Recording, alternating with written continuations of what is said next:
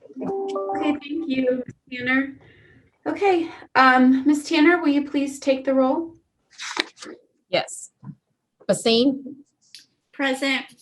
Campson, Here. Clanton. Okay. Gabriel, Present. Jordan, Here. Smith, Here. Martin. Here. Okay, I call this meeting to order. Can I get a motion to go into closed session? I move that we go into closed executive session. Thank you. And Ms. Smith seconded. Ms. Tanner, please call the roll. You want me to read the motion? Oh, sorry. Yes, read the motion. I always forget that part. Move that the members of the school board go into a closed session for the purposes which are set out in subsection A of section 2.2-3711 of the Virginia Freedom of Information Act as amended for A, discussion or consideration of prospective candidates for employment, assignment, appointment, promotion, performance, demotion, salaries, disciplining, or resignation of specific officers, appointees, or employees of the Norfolk Public Schools pursuant to subsection 1 of the above cited code section. The subjects of this portion of the session are the discussion of today's regular personnel agenda and a discussion of the merits of specific candidates for appointment to various school board committees. B, consultation with legal counsel and briefing by staff members concerning actual or probable litigation or specific legal matters requiring the provision of legal advice by counsel pursuant to subsections 7 and 8 of the above cited code section. The subjects of this section of the motion are consultation and briefing regarding the matters set out in section A of this motion. Basine. Aye. Campson. Aye. Clanton. Aye. Gabriel. Aye. Jordan. Aye. Smith. Aye. Martin. Aye. Okay, I sent a link to you all. You should have received it. So I'll see you there.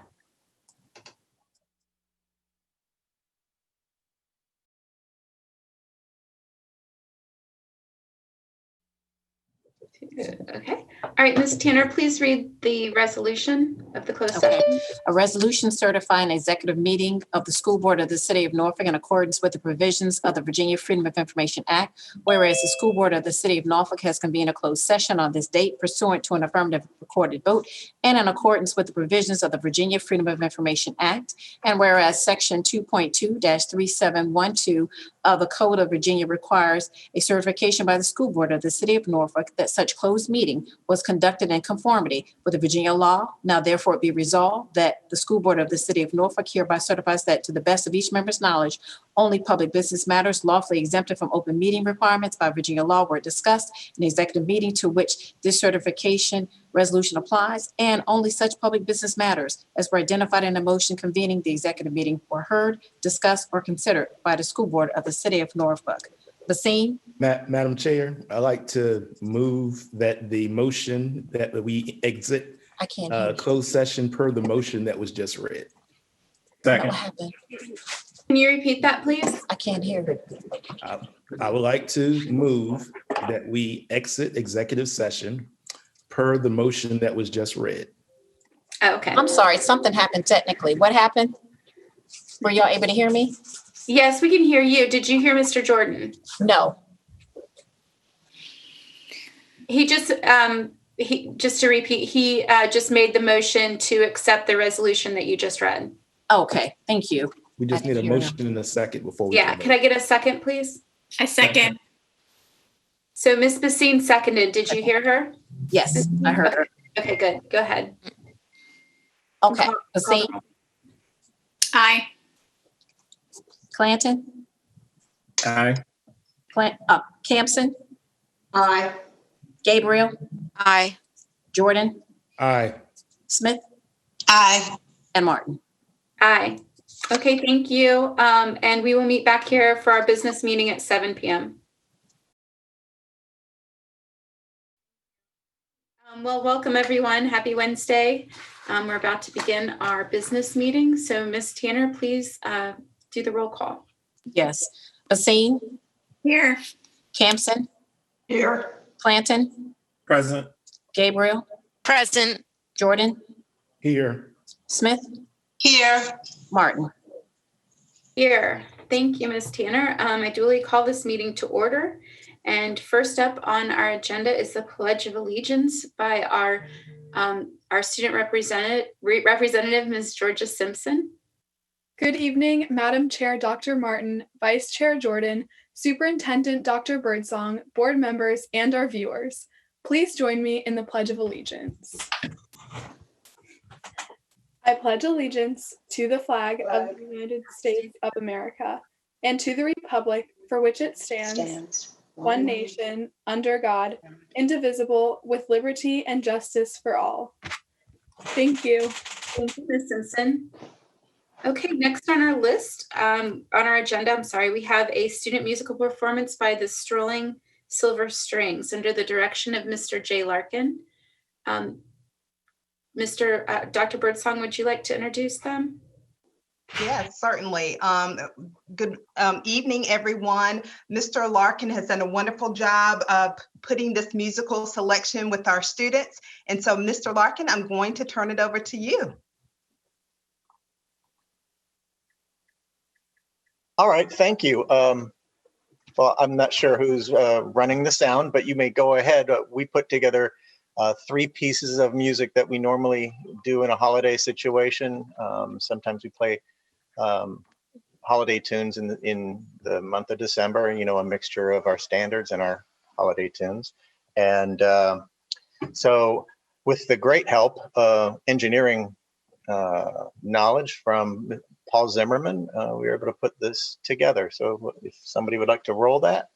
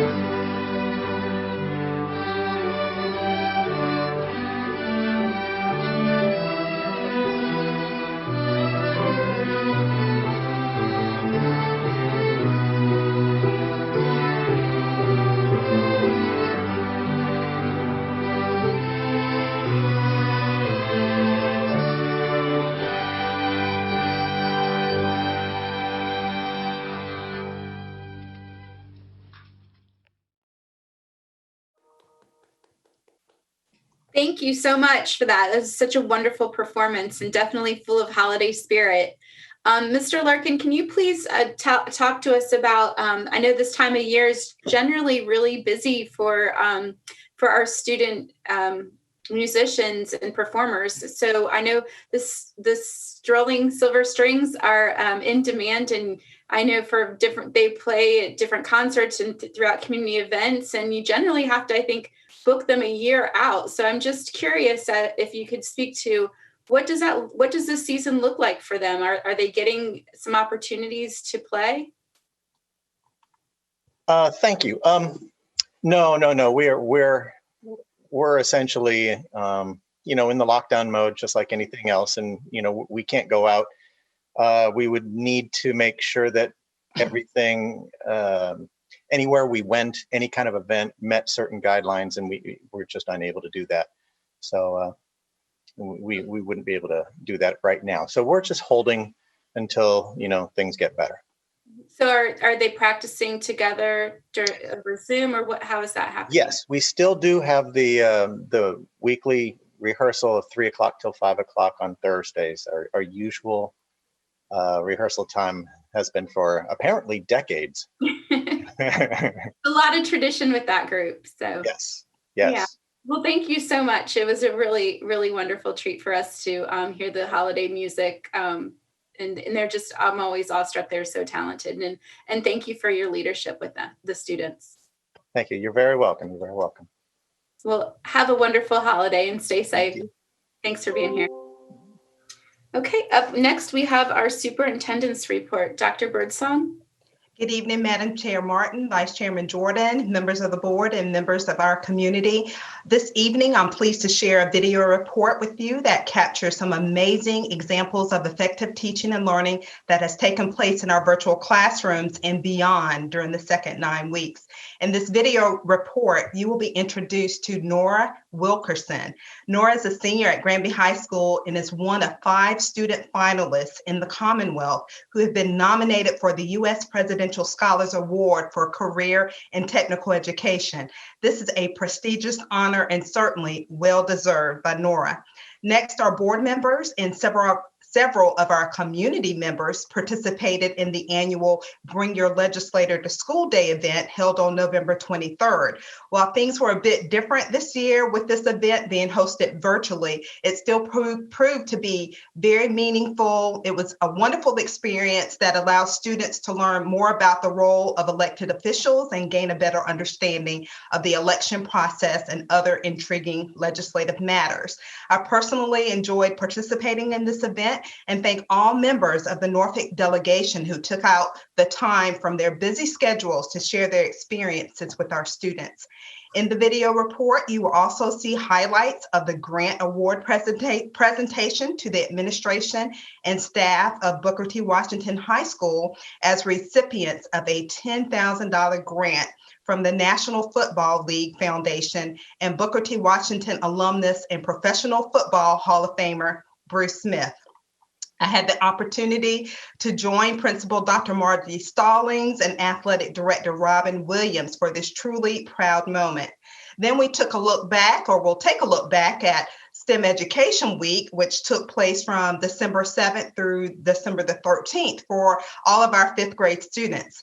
Our partners at Naval Station Norfolk hosted a virtual event and shared video and materials in lieu of a field experience that could not be possible, of course, this year due to the COVID-19 restrictions. Despite this turn of events, these young learners remained engaged and enthusiastic about the special activities throughout the week. And last but not least, you will see a surprise celebration for the teachers and staff of James Monroe Elementary School. Principal Dr. Julia James teamed up with the Tidewater District of Associated General Contractors, VJs, and the Virginia Builds organization to surprise teachers and staff with turkeys for the Thanksgiving holiday. This was such a kind gesture that really went a long way in showing appreciation and gratitude for all of their hard work and their efforts to provide outstanding instructional experiences for our students during such unprecedented times. And now we'll proceed with the video report. Granby High School senior Nora Wilkerson has been nominated as one of 5 finalists to represent Virginia in the U.S. Presidential Scholars Program in the area of career and technical education. I feel super excited, and I am so honored to have been nominated for such a prestigious position as a student. And yeah, I'm just super happy to have this opportunity to display who I am and what I stand for and what my passions are. I dedicate my time as the CEO of Girls in Engineering, which is now known as Girls in STEM. On top of that, I've been participating in other STEM activities outside of school. A few of those were funded by the Virginia Space Grant Consortium, and 2 of them happened to be the Pathways Flight Academy and the VASTS program, which is the Virginia Aerospace Science and Technology Scholars Program. So they were very conducive in me understanding what I want to do in the world and how I'm going to pursue my passions. Throughout the years, as you teach, you occasionally run into these students that validate why you became a teacher. Nora's that kind of student. Her grasp of new concepts, her ability to apply it and adapt, and then the competitions that she was a part of, the design process is iterative. It's not going to be a one and done, and she understood that from the beginning, and she understands that about learning. I'm a hands-on person, and on top of that, being in Girls in Engineering, being surrounded by girls and like being empowered in that way to do what I like to do is just something fun. It's just a good environment to be in, and there's always something to learn. There's always someone to learn from and to teach, and there's huge inspiration in the community and a huge motivation to innovate the future. And I want to be a part of that, and I love it so much. We're very excited. This is not our first nomination going to the state, but this is the first time in 4 years that we've been able to move to the next level. So to be one of 5 nominated out of all the school divisions in the state, this is a good thing for Norfolk Public Schools, but most importantly, it's not about us, it's about the children. It shows them that they can do it too. After high school, I want to pursue a career in aviation and in aerospace engineering. That's what I've always wanted to do, and it is what I will do. Granted, there's a long road ahead of me, but you know, this nomination is one of the best steps I could have taken to getting to where I want to go. I don't see her not reaching her goals. I think that she has the kind of grit and determination that if she makes up her mind she's going to do something, then she's not going to stop. She's going to be relentless until she achieves her goals. I couldn't think of a better student for the nomination than her, and I'm wishing her all the best and super excited to see how it all plays out. But regardless of what the outcome of it is, I know she's going to do amazing things with her life. Nora's nomination is truly big for us because in the field of STEM, women are underrepresented. So to have a young lady to come in and move forward in the field of aviation as well as engineering is a huge win for others who come behind her. I do feel like it's meaningful to have an image out there for people to see and be inspired by, and being that person is certainly something that I love, and hope that I can get the message out to other people and other women, other young girls, that they can do exactly what they want to do and follow in my footsteps. Legislators, along with NPS administrators and the school board, got together for an annual event. Today we had our Bring Your Legislator to School Day, and though it was in a different context, being totally virtual, I think that it was a great opportunity for us to engage and to be able to bring legislators, policymakers, both at the local, state, and the federal together to be able to have a conversation, but also to experience what some of our students and our teachers are going through on a daily basis in a virtual environment. Students and teachers were able to talk to the legislators about a variety of subjects. Well, we tried to look at using it as an advantage to have our students have the ability to talk to a legislator. So we really wanted the students to be able to ask them questions about their specific role, about the election process. I think overall we wanted our students to have the opportunity to have some speaking time with elected officials and our board members, and I think they came well prepared for the challenge. A forum like this keeps the dialogue going. We just had a whole plethora of different topics that really, at the end of the day, put focus back on the school division, back into the classroom, and how we provide the instruction and a safe learning environment, and how we also prepare our students to be successful for the future. Booker T. Washington's football team received a boost in the form of a $10,000 grant from the NFL Foundation. To help present the check was Superintendent Dr. Sharon Birdsong and Pro Football Hall of Famer and Booker T. alumnus Bruce Smith. It is an honor and such a pleasure to be able to give back, and in partnership with the NFL that has numerous different programs that gives back to the underserved community.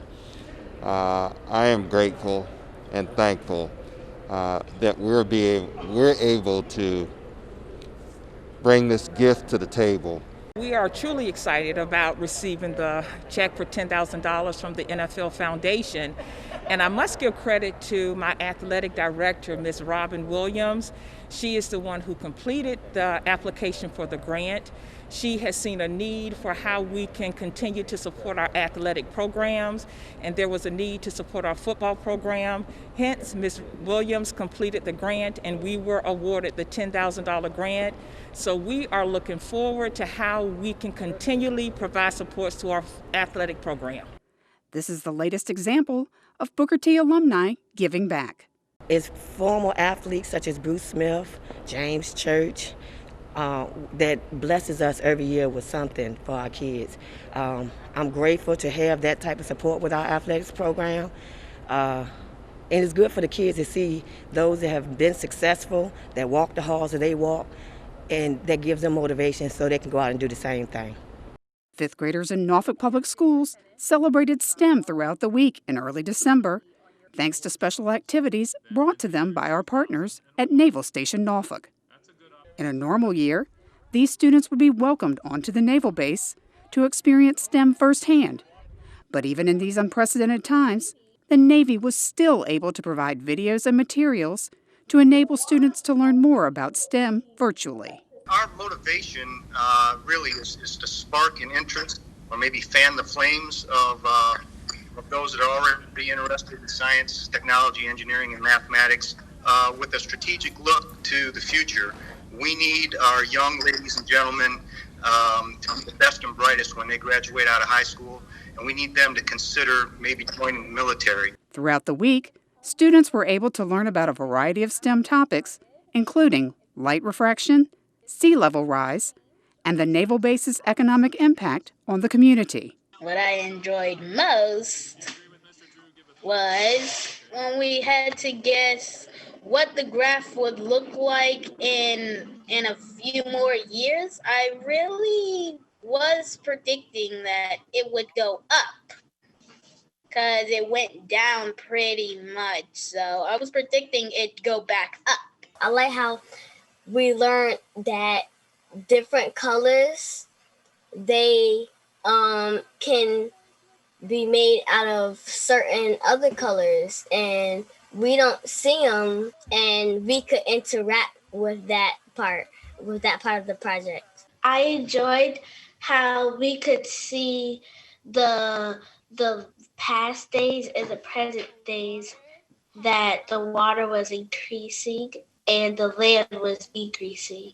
I think they really enjoyed, especially the light spectrum classes and the other videos. I really think when they're able to see things happen and experience those and engage, take a part in them, really science comes alive, and they begin to connect with the content and connect with science. I think they need to see that science is more than what we're just doing in the classroom. I think they need to understand that it applies to not just scientific jobs, but all sorts of jobs all around us. And that if they can learn all they can have all sorts of interesting career options.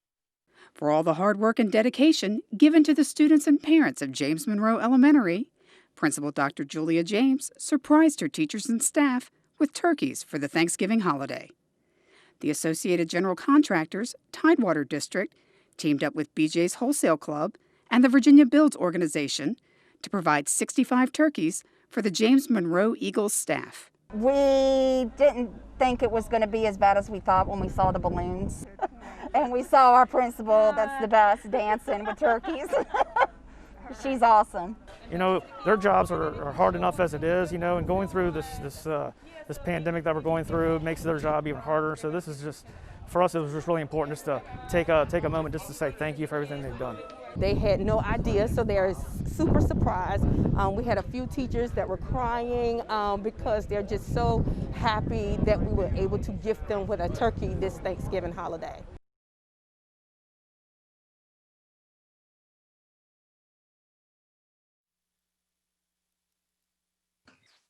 Thank you, Dr. Birdsong. I can attest with my 5th grader, those Spectrum light glasses were a huge hit, and especially during Christmas time with all the lights, he's playing with them. so that was really wonderful that Navy was able to continue with that very special program, because it's a wonderful program that they put on for STEM, learn all of that experience and generally hands-on. So it's really neat that they could bring that into the home as well. So thank you. Next on our agenda, we have the approval of the consent agenda, but we do have a couple of changes. Well, one in particular under the policy discussion, we need to pull the second readings of, let's see, the second readings, I'm trying to read this here, relations and law enforcement authorities, and the charter schools, because there's supposed to be 2 readings and then we vote at the following meeting. So we just need to pull those 2. So can I get a motion to, Ms. Basine, go ahead. And Dr. Martin, I would like the minutes to also be moved out too, please. Okay, can you give me a reason for that, please? First, we had talked about previously for the minutes to reflect some additional board discussion. I do think we can either, I don't feel that they sufficiently reflect the board's discussion, and it mostly reflects the administration's discussion. Additionally, for November 18th, the discussion on especially the in-person learning, I don't feel really reflects the discussion that we did have, especially in regards to the motions that were proposed to be posted, but we did not discuss them, and it appears as if we had discussed the motions on the agenda. Okay, so are you requesting to pull only November 18th or November 4th and the 18th?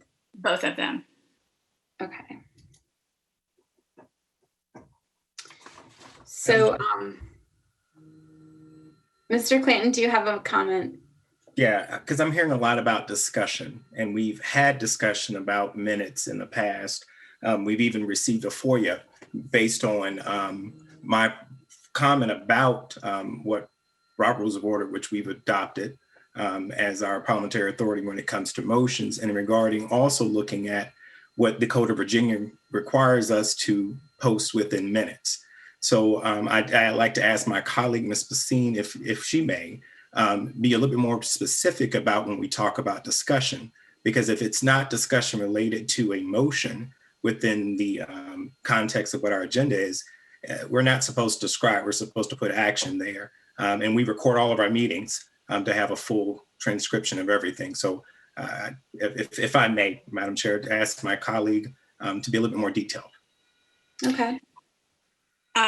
Well, yes, that is true. However, with that rationale, we do provide more detail around the administration's discussion and presentation, which is also provided on board docs and for the public, yet we don't talk about, the questions that are raised or next steps or things like that might, I think, that are pertinent to the discussion. Certainly not word for word about what we're discussing, but I do think there are at times questions that are raised by board members that aren't necessarily reflected in the minutes.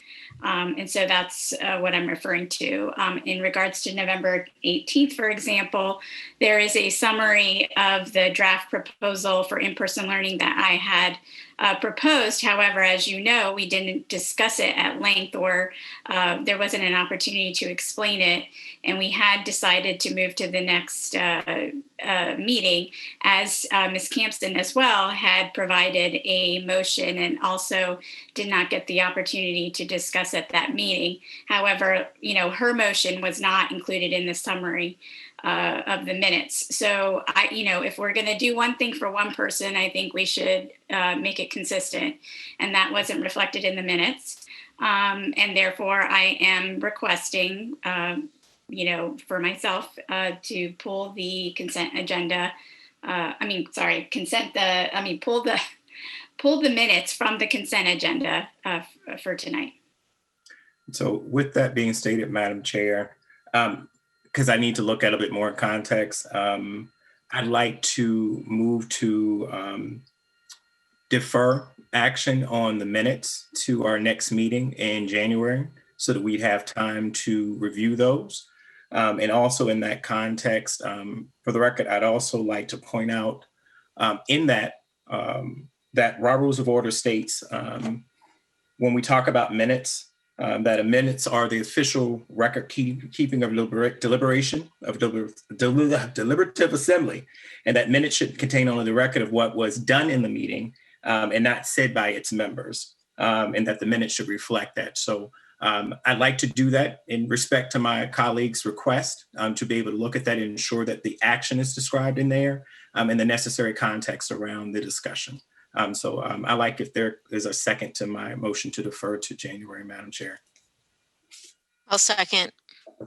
Okay, thank you. And I do hear what Ms. Basine is saying, though, and I think that you guys are in somewhat of an agreement because, she's just looking for a consistency. And I think that's fair. So, it doesn't have to be a direct dialogue, but just some consistency in that description. Mr. Jordan? Yeah, just on discussion on the motion in the second. So we have a policy, Baker dog gavel, that guides our minutes. So it's beyond what Robert Rules speaks to.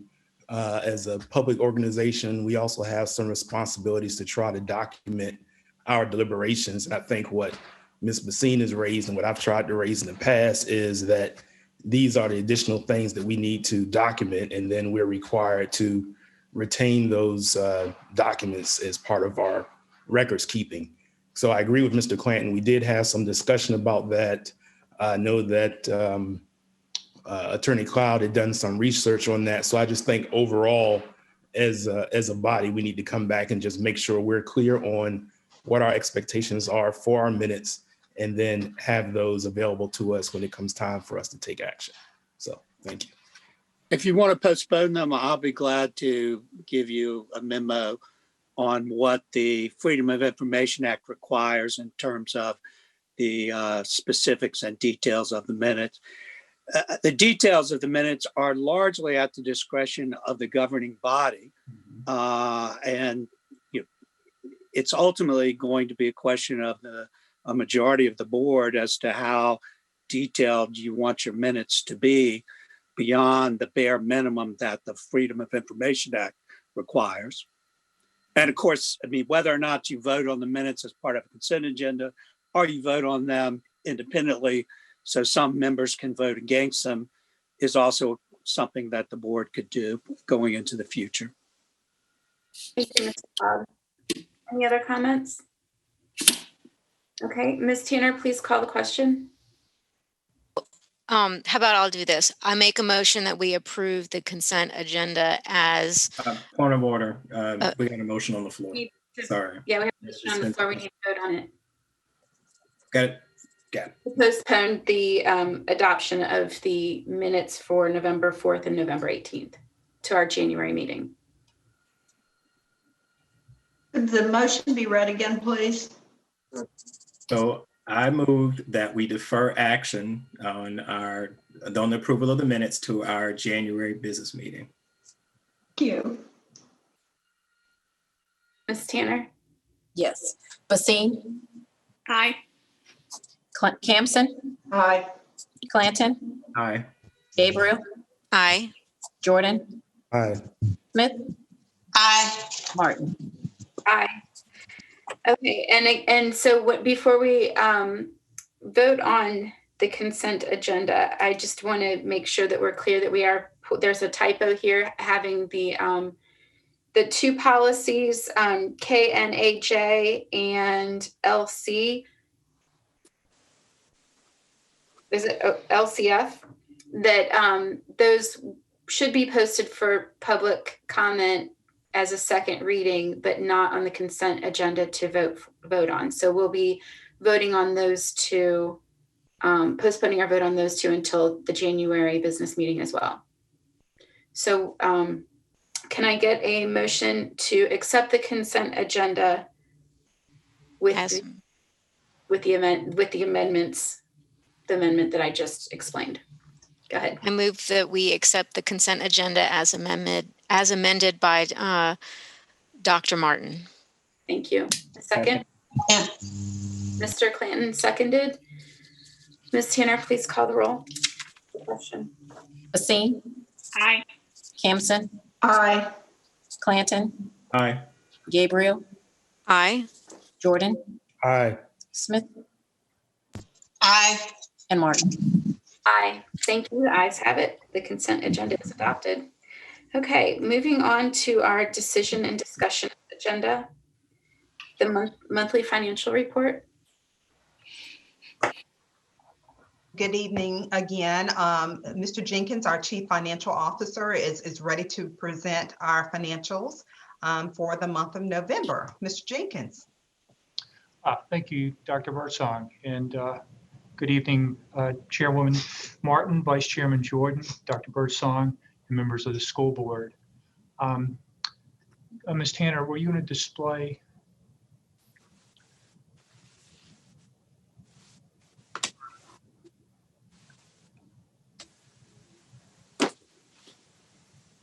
Thank you. During the first 5 months of the year, we collected $107.2 million in general fund revenue. This was 31.8% of the $337 million budget. For the same period in fiscal 2020, we collected 38.7% of the budget, and in fiscal 19, 35.1%. On page 3, we see graphs of monthly revenue and spending for each month. The current year data is displayed through November with red columns. Monthly comparisons for the 2 previous years are shown for the entire 12 months in blue and orange. An estimate of the monthly budget is displayed in the green background. On page 4, we see general fund spending for the 5 months ending November totaled $111.1 million, or 33% of the annual budget. During the previous 2 years, spending for the first 5 months was 35% of the fiscal 20 budget and 33% of the fiscal 2019 budget. Spending includes employee wages, vendor payments, and the value of unpaid purchase orders. More detailed information about the budget comparisons is available starting on page 5. At the end of the report, on page 15, you will see there are 3 budget transfers during the month of November. All were initiated by school plant and were for specific projects within the facilities section of our district. Dr. Martin, this concludes my report. If you or any of the members have questions, I'll be glad to answer them. Thank you.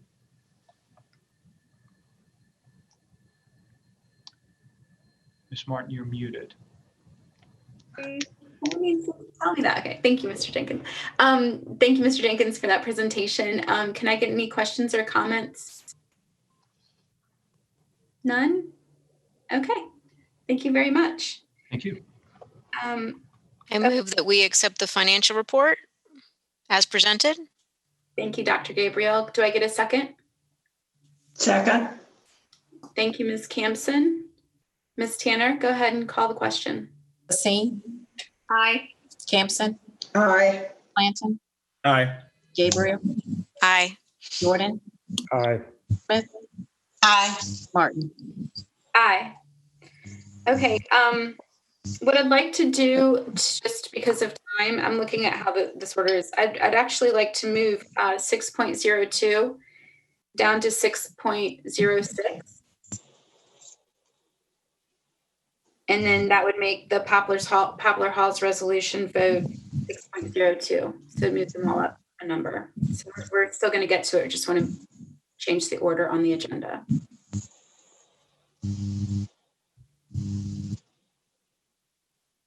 Okay. So let's move to. Madam Chair, you need a motion. Okay. So, I move to amend the agenda by moving item 6.02 to the new 6.06 and moving all subsequent items up. Can I get a second, please? Second. Thank you, Dr. Gabriel. Ms. Tanner?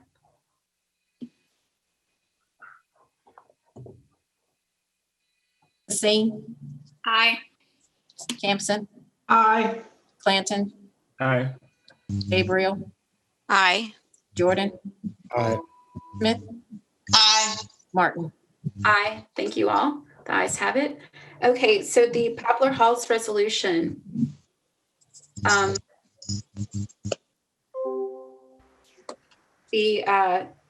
Sorry. We read this at our last meeting. Is Dr. Birdsong, is anyone going to present on that? Or are we just going to take the vote? There's no Yes, more. the information was presented last meeting, and so tonight it's up to the board to vote. Just checking. Okay, so can I get a motion to accept the Poplar Halls resolution? I move that we accept the resolution presented by Dr. Birdsong and administration for the return of Poplar Halls Elementary School to the city of Norfolk. Second. Ms. Campson seconded. Okay, thank you. Ms. Tanner, go ahead. Yes. Basine, Aye. Campson, Aye. Clanton, Aye. Gabriel, Aye. Jordan, Aye. Smith, Aye. Martin. Aye. Okay. Next up, we have our discussion about returning to in-person instruction in the hybrid model. We have some motions for consideration. Ms. Tanner, can you please put those up on the screen?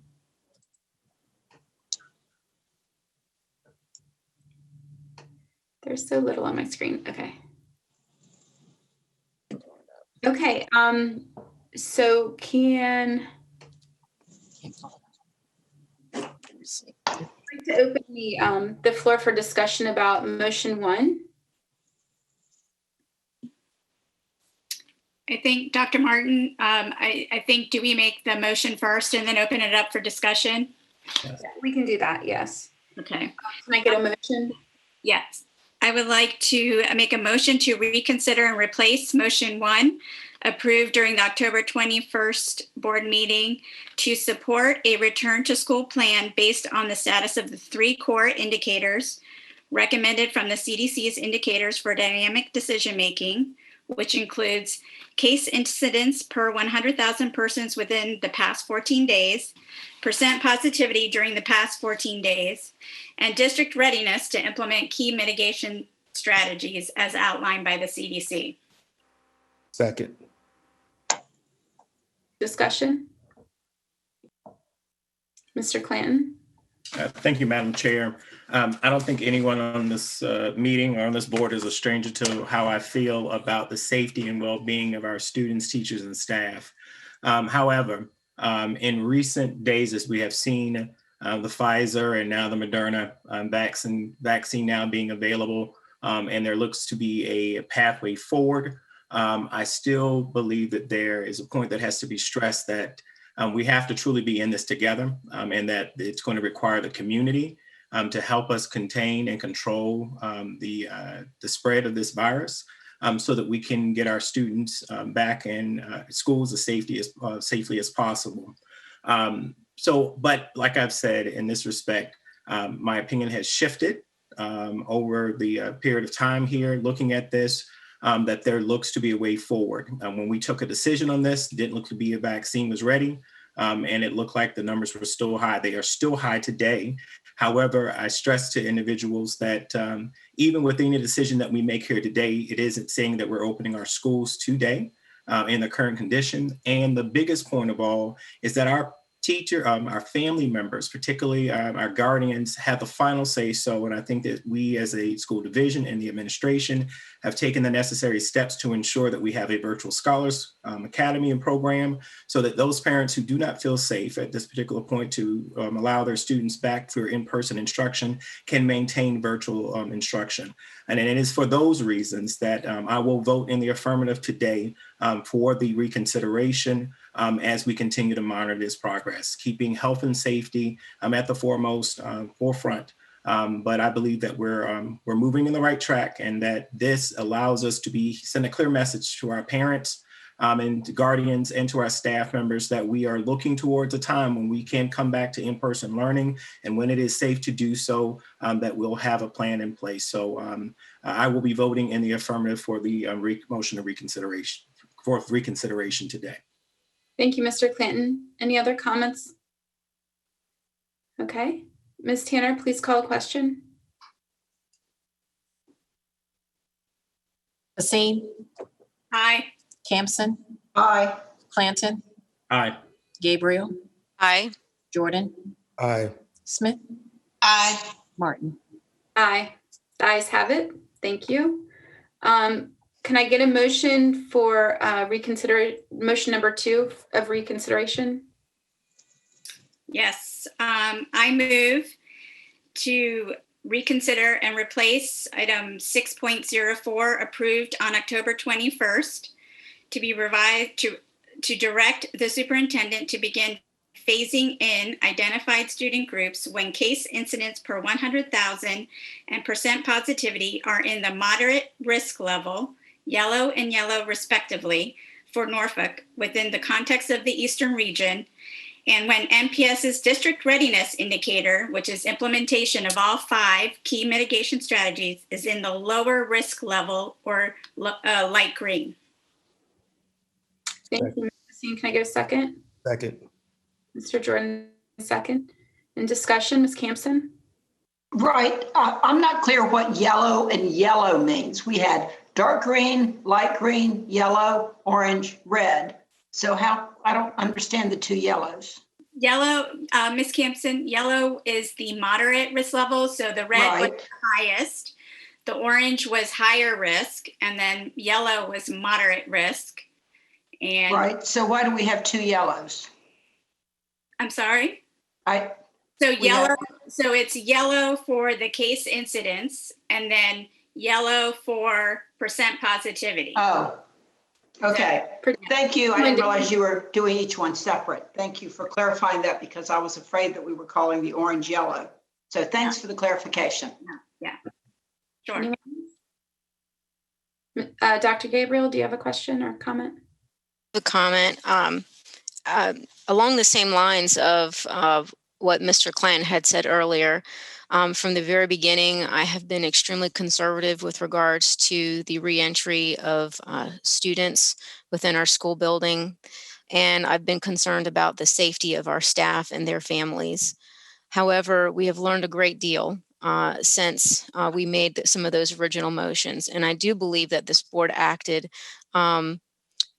proactively with regards to virtual learning and giving a clear direction to our Norfolk families and the staff members and the administration so that they could prepare adequately. The information that we have now, especially the very good news that we have at least 2 vaccines out that are currently, one of them at least is being administered right now. I know probably by the end of the month, I'll be one of the individuals who could get vaccinated. And I also think that there's been good data to support that, at least in schools, because schools are working so hard to enforce the mitigation strategies, that the risk of disease transmission is low. That doesn't mean that when you have a high percentage of case transmission from the community, that won't be brought into the school. It just means that the school divisions are taking this extremely seriously, and they're trying to enforce all the measures that the CDC has put forth in their category with regards to the mitigation strategies. So I believe that it is important. I think we have to find a balance here. And I think the balance and the compromise that I've heard from parents, community members, and from our staff is that I do believe that going into the yellow zone, which means that we would accept a rate of between 5 and 8% positivity. We're over 11% right now, at least in Norfolk. That if we were to do that, I think we could still be safe. And at any point in time, I know that members of this board are always willing to come back to the table should we need to reconsider if there are factors in the environment or administrative items that come to the forefront and we need to reconsider. So I will be voting in the affirmative, but I did want to explain to the public, to our staff, why I will be doing this. And I do think that, as Mr. Clinton said, we do have a path forward at least. And again, the safety of our students, of our staff, and the broader community is what we will keep in the forefront. Thank you, Dr. Birdsong. Ms. Basine, you had your hand up. Yes. While I put the motion forward, I too, want to share, again, the key mitigation strategies that we're purposeful here in making sure that this is in the lower green, meaning that the expectation is that all 5 key mitigation strategies, which includes, for those, just as a refresher, is a mask mandate, is social distancing, is hand washing and respiratory etiquette, cleaning and disinfection, and contact tracing in collaboration with our local health department. And so our expectation is that these mitigation strategies will be used consistently and correctly. And also, I think it's important to kind of set the expectation, with Dr. Birdsong, just as Dr. Gabriel just said, we should be nimble. We should be ready to, should situations arise, be able to come back, have that discussion, to ensure, and evaluate how we are doing in terms of our public health measures in our school buildings. And that includes if the health of some of our school buildings are a concern, if staffing, transportation, our funding to maintain those public health measures, if any of those things do become an issue, I know that this board will be ready and able to come back and have those hard discussions. But I do want us all, as we've said before, that, that we be upfront and ready to have discussions around the good, bad, and the ugly, because the vaccine is here, but it's going to be a long, several months before everyone gets vaccinated. And so this is, a long road ahead. So, I say all this, I am going to vote to support this, but I also want, my colleagues to know that, I feel like we have to also set that expectation for what we expect around the mitigation strategies and be ready to have this continuous discussion. So I will be voting to support it as well, obviously. Thank you, Ms. Basine. Any other comments? Mr. Jordan? Yes, I just wanted to piggyback on the tail end of something Ms. Basine just said. So I intend to support this motion. I know that as we are looking at this, it applies to the school division overall. Within the mitigation strategies, we know that there are some schools that are newer, some schools that are older. We spend a lot of time and effort dealing with facilities, condition indices that show that some of our buildings are in different states.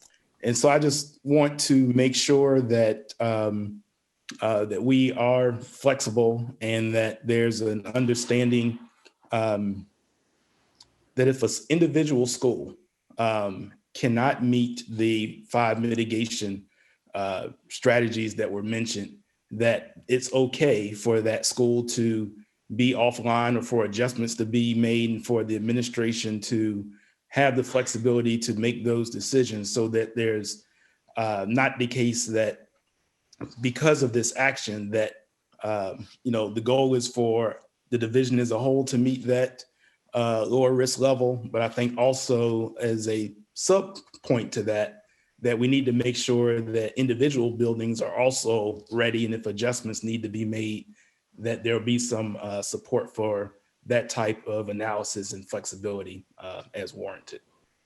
Thank you. Thank you, Mr. Jordan. I want to also comment on how, again, we continue to learn more and more about how the coronavirus is spreading and not spreading, and in particular, its impact on the schoolhouse. And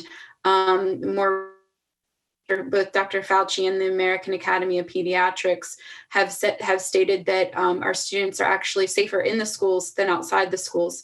And so, we're seeing that the schoolhouses aren't necessarily the super spreader events or locations that we thought they might be. There just isn't any evidence to support that.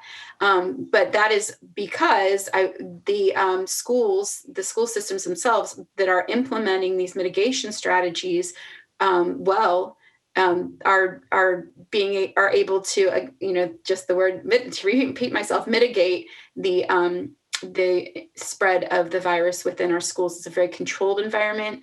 Our administration has purchased the PPE that is necessary to in the classrooms, and is going to. I have full confidence in our administration that they're doing the best they can, and they will continue to do the best they can. I'm really proud of our administration and how we've handled this pandemic, and have been flexible and able to adapt to every circumstance that's been thrown at us. But I have full confidence that our administration's ready, and our teachers and our principals, our schoolhouse administration is also ready to move forward once these conditions, the moderate conditions, we're heading in that direction once those are met. So. Those are my comments, but any other comments? Okay, Ms. Tanner, please call the question. Racine. Aye. Campson. Aye. Clanton. Aye. Gabriel. Aye. Jordan. Aye. Smith. Aye. Martin. Aye. The ayes have it. Okay, thank you. So can I get a motion for the third motion reconsideration?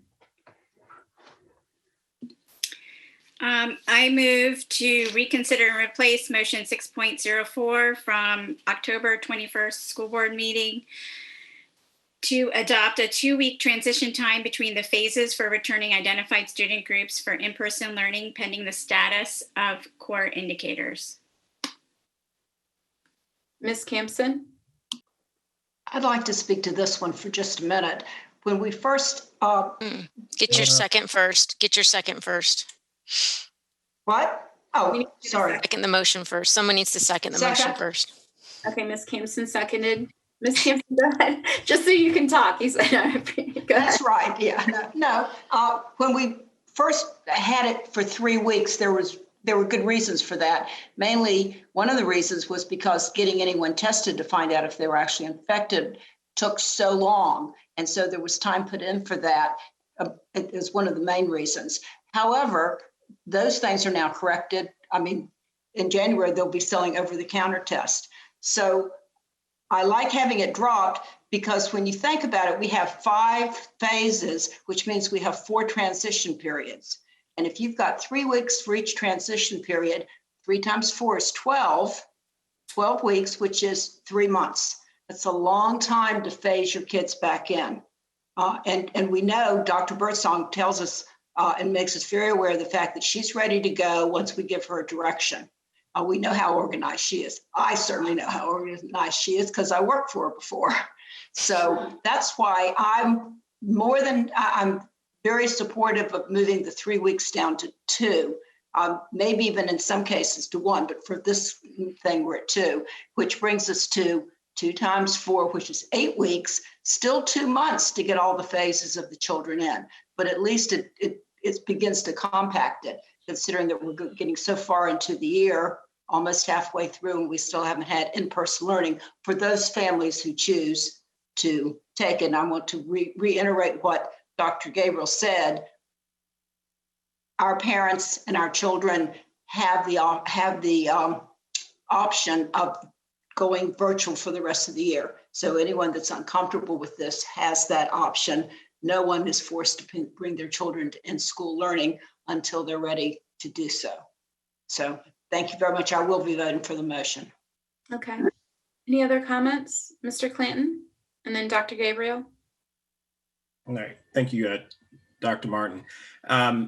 Though Ms. Campson knows I appreciate her thoughts, and we've had a discussion around this. My opinion has not changed from the last work session and discussion when I talked about the 3 weeks, and then the question was directed to Dr. Birdsong, and Dr. Birdsong again agreed with the 3 weeks, but did reiterate if the board decided to go with a shorter period of time, that they would work, the administration would work to make it happen. My theory in this respect is simply this: I'd much rather start with a larger window period of time to be able to work and for the administration to have more time to adjust, particularly since our phase-in process starts with our youngest students. Our older students, our high school students, are the last phase to come in, which in many respects they're doing much better on the virtual environment. It's much closer to what we have on the college and the collegiate level as far as being able to maintain their studies. However, when we start talking about our most vulnerable groups being the first group, we talk about the isolated buses and so forth. There's a lot of logistical things that would need to take place, as well as also identifying on the front end, staffing, making sure that we have the virtual and in person. I think that Dr. Birdsong at our last workshop, and I won't speak for her, I will allow and ask that Dr. Martin, if Dr. Birdsong needs to chime in. But I strongly, firmly believe that we start and maintain the 3 weeks. And if the board sees, or Dr. Birdsong comes with the recommendation that, hey, we have this, we think we have a great process in place, it's working, we have evidence that things are working well, we can reduce this to a 2-week period of time. Again, we're looking at 2 weeks of 14 days of looking at what the numbers look like. And I believe that additional week gives us the time to be able to ramp up and to be prepared. So I will be voting against this reconsideration. I strongly believe that we need to start higher and then allow the administration to come back and tell us that things are working, and then we can be able to make a necessary adjustment, not at this particular point. Thank you. Thank you, Mr. Clanton. Any other comments? Dr. Gabriel and Ms. Basine, and then Mr. Jordan. Thank you, Dr. Martin. I clearly remember our discussion that we had at the last work session, and we asked Dr. Birdsong about this, and she did say that a 3-week would be preferred. So I'm wondering if maybe we can just hear from her one more time as to the thought process behind the 3 weeks, because I know that her and her administration, as well as staff members, we want to bring students in as quickly as we can when it is safe to do so. But I'd like to hear what her thought process is, since she is the superintendent and she had made this ask of us. If that's possible. I'd like to hear from the rest of the board members, and then we can give Dr. Birdsong a minute to speak. Okay. See, Ms. Basine, go ahead. Yeah, I was just going to suggest, so this whole motion was included in our previous motion, obviously, as I stated in the motion to reconsider and replace. I understand the concerns that have been addressed, in terms of the transition time, the length of the transition time. While there's no epidemiologic reason for the 2-week period, there is an operational piece. And I think that is, I was looking back to the previous timeline proposals that have been submitted by the administration, and there was a 2-week period of time there. So that gave me the impression and the confidence that the administration felt that they could do that, could phase in. And these were actually larger groups of students that were originally proposed. So, I felt confident that we could do the 2-week period. And to Ms. Campson's point, 3 weeks for 5 phases of students, puts a lot of our students not really, back in school possibly in May, because, it's going to take some time to even hit that moderate level before we even, start the clock. So we're, based on current projections, that may not start till February or so. If you think about that, we have a really long horizon before our kids are back in school. So that was the rationale behind that. I wanted to share that with you and why I'm supporting the 2-week transition time. Thank you, Ms. Basine. Mr. Jordan, go ahead. Yes, as you all know, I really wasn't sure that as a board we should be putting the weeks in here in terms of the phasing. I thought that we should provide flexibility based upon the conditions. I'm supportive of the 2-week phase. I intend to vote in support of the 2-week phase. But I do think that if we decide to make some adjustments, that I'm not sure that as a board, we should be in the middle of setting 2 weeks or 3 weeks or any other weeks. We should set the expectation as we have in the previous 2 motions of what we want done. And I think provide the administration opportunity to give us a heads up of what it is that they intend to do based upon the circumstances that they have assessed at the time. But I am prepared to support the 2 weeks at this time versus the 3 weeks as Ms. Campson and Ms. Basine explained. Thank you. Thank you, Mr. Jordan. Ms. Smith, go ahead.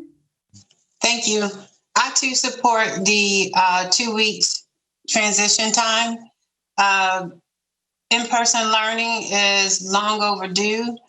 And to what Ms. Campson said earlier, with the 3-week transition time, it's going to push us in some cases all the way back to like late March, April timeframe intentionally. If what happens as a result of the pandemic pushes us back that far, so be it. But I think we need to get the students back into the buildings as quickly as possible. Thank you, Ms. Smith. Dr. Birdsong, please go ahead. We want to get our children back into the buildings as soon as possible and as safely as possible. And if the board desires us to transition students every 2 weeks, then we will do so. But please know that we will be monitoring the metrics. The metrics to determine when we transition students back into the schools. I think that is, I'm pretty sure after all the conversations I've had, that is absolutely the intention here. We felt some pressure to give a time frame, and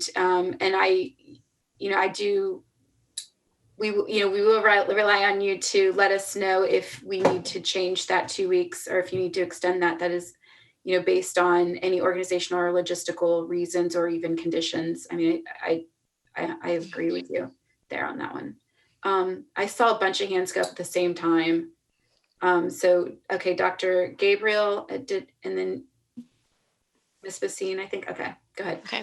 So I actually, I like what Mr. Jordan had recommended with regards to just allowing the administration to set the pace as far as when students are brought in. So I would be very comfortable if we wanted to remove the motion altogether and allow the administration to make that determination. I mean, they might accelerate things for some situations and they might need to take it slower for others. So why don't we put the ball in their court and allow them to do the operational items, and we'll take care of the other items. And I did appreciate the comments from Mr. Jordan, and that makes sense. It also shows confidence in the administration to be able to make those decisions. So thank you, Mr. Jordan, for putting that on the floor. Absolutely. So now, Ms. Campson, go ahead. I'm sorry, Ms. Basine, and then Ms. Campson. Sorry. Go ahead, Ms. Basine. Yeah, I'm just excited. Just a couple points. I don't want to take too long, but I just want to reiterate that we would not begin this phasing process unless the metrics were as we just approved.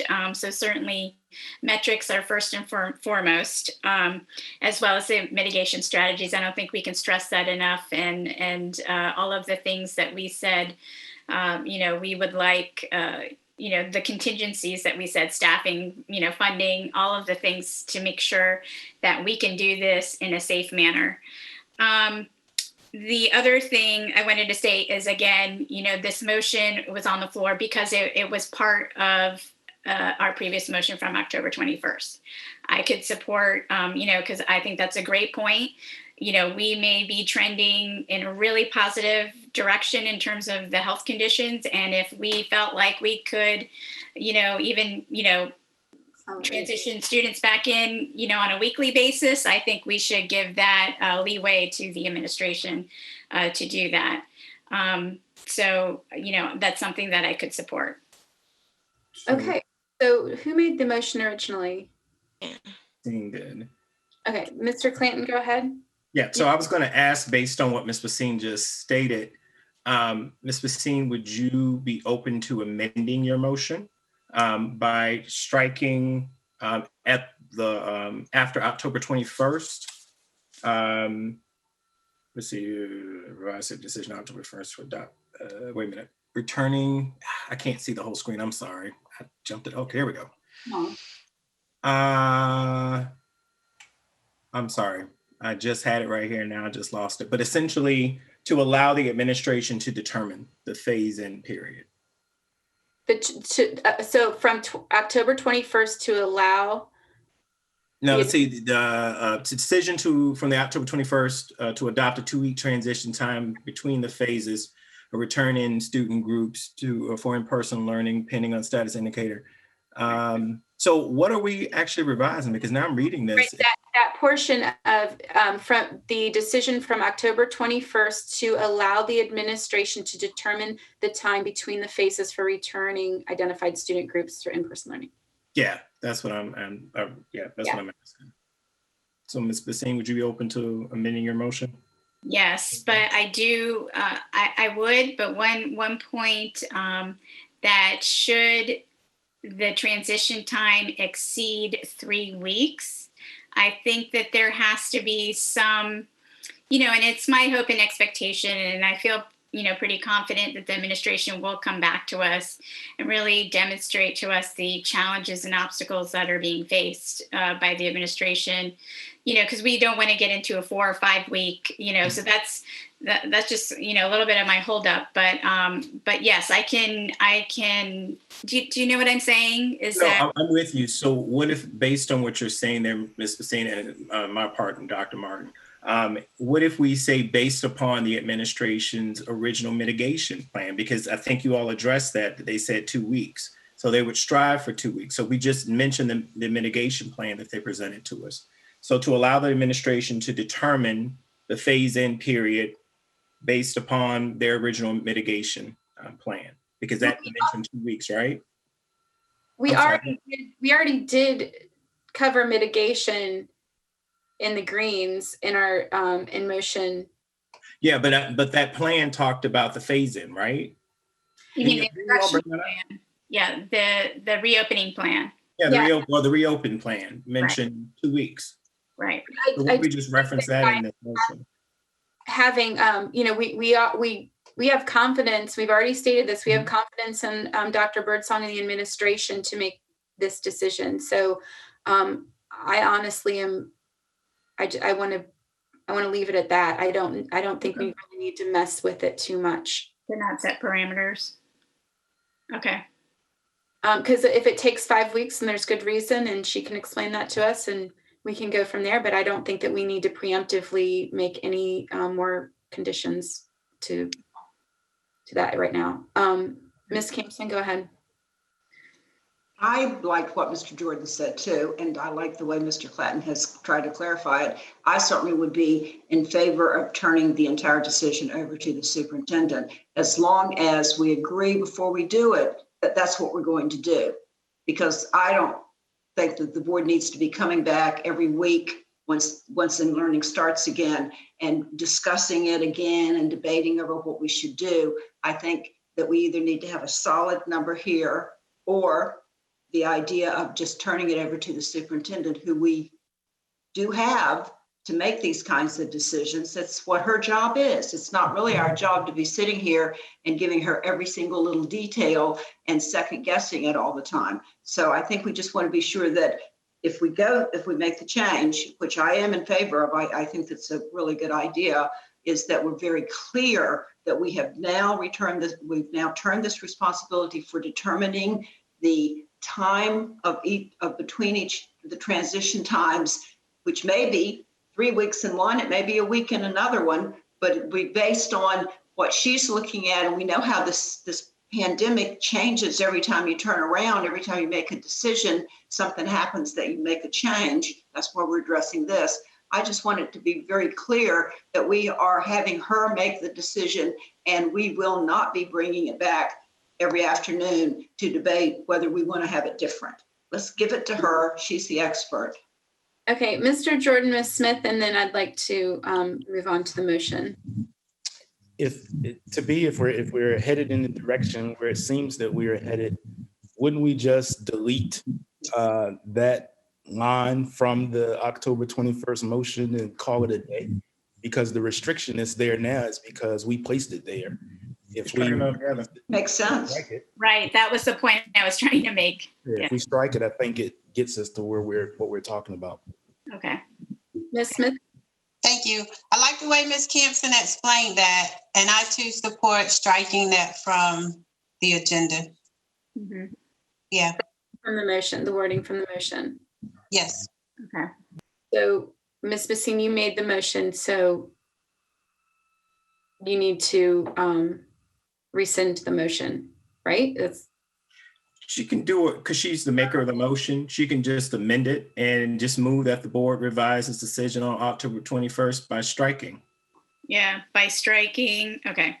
Yeah. So I move that the board, so I'm going to go ahead and I move that the board revise its decision from October 21st by striking the decision to determine the transition time between phasing in identified groups of students for in-person learning. And then who seconded? Was that Ms. Campson? Ms. Campson. All right, Ms. Tanner, please call the question. Bassine? Aye. Campson? Aye. Clanton? Aye. Gabriel? Aye. Jordan? Aye. Smith? Aye. Martin? Aye. The ayes have it. Thank you, everyone. Yay. Yay. Yes, Mr. Jordan. Before we leave here, we were also considering another motion at one time, and I know we don't have that here. But before we leave, can someone, just for the record, and frankly my understanding, if somebody can just restate what the phases are that we've now provided the metrics for. Because I know we had recommendations by the administration. We had a lot of discussion that we had, and I just want to be clear as we are talking about the opportunities for students to come for in-person instruction, what those phases are, at least what the first phase is. Who's in that first phase? I know. Do you have that list? Yeah, I have it the list. It's Dr. Birdsong might be best. I'm going to have Dr. Birdsong explain what she has. Thank you. In phase one, we had equity and opportunity students, specifically students with disabilities, K-12 students in self-contained classrooms, and English learners, K-12 students in levels 1, 2, and some 3. So that was phase one. Okay, so it is the phases that you gave us in your initial proposal. Those are the phases that we are following at this time. Yes, I'm not aware of any other plan.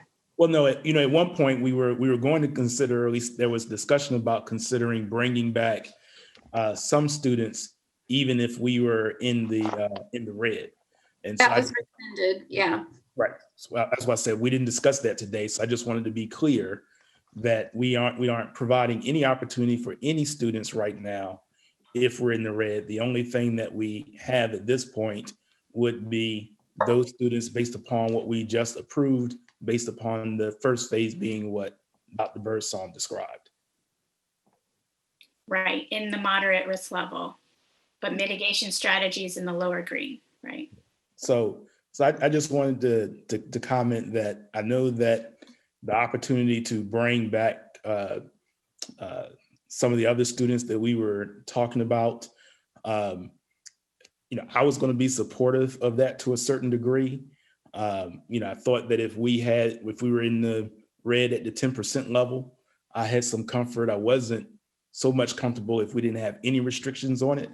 But I do hope that maybe when we come back in January, as we see how conditions are going, that we do come back and revisit the possibility that of bringing some students back sooner rather than later, if that's what the circumstances dictate. So I just wanted to share that since that didn't show up as one of the motions, and just wanted to put that in our brains as we come back in January. Thank you. Thank you, Mr. Jordan. Okay, so in-person instruction. Okay, so next on our agenda, we have the School Resource Officer Program MOU. Can I get a motion to accept the MOU?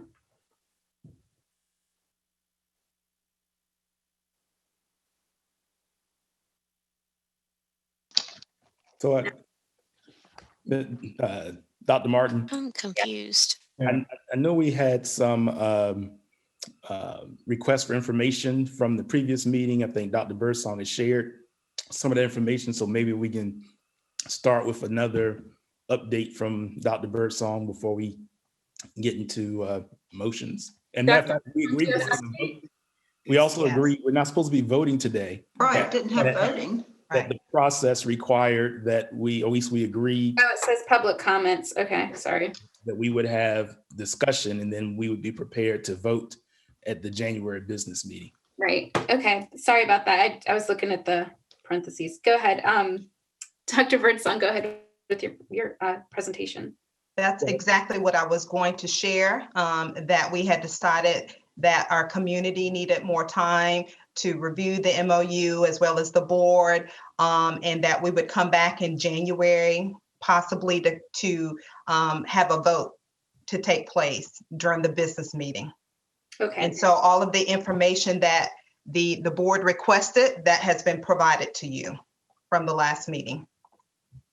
Okay, thank you. Any questions for Dr. Birdsong regarding the MOU? Madam Chair. Yes. I did have one, I've been meeting with community stakeholders and groups and so forth regarding the MOU. One of the things I did want to ask of the administration, not if they don't have it now, but to be able to provide in some type of context, if we have a procedure or process in place of tracking or complaints that are made against SROs at the school level. And if you're not prepared to do that today or at some time before we have the next meeting, to be able to provide that. But do we have some type of tracking mechanism? Yeah, so we certainly have a process in place. As you know, Mr. Clinton, the building principals work in collaboration with the supervisor of the SRO to complete the evaluations for school resource officers. And certainly that evaluation is based upon what goes on throughout the year. So if there's a complaint that is presented to the building principal, it is investigated just like any other personnel matter would be investigated, and there would be findings and appropriate action. So there is a process for investigating any sort of complaint on an SRO or any other staff member. So yes, there is a process. Great, thank you. Mm-hmm. Mr. Jordan, did you have a comment? Yeah, so I was just going to make sure that because we did receive additional information, that we have all that information uploaded to board docs. So since we are still in the public comment period, that we make sure that that information is there.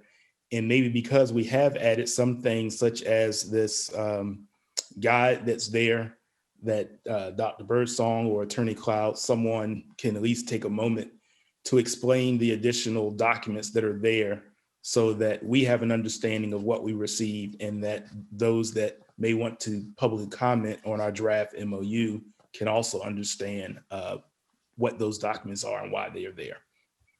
Certainly. Dr. Gibson, you want to give them a brief update? Yes, good afternoon, School Board Chair Martin, Vice Chair Jordan, school board members, and Dr. Birdsong. I will share with you the information regarding the documents that you requested. I'm going to start with the first document, the Partnership Guide. The Partnership Guide is published for us to follow the guidelines by the Department of Criminal Justice Services for the state of Virginia.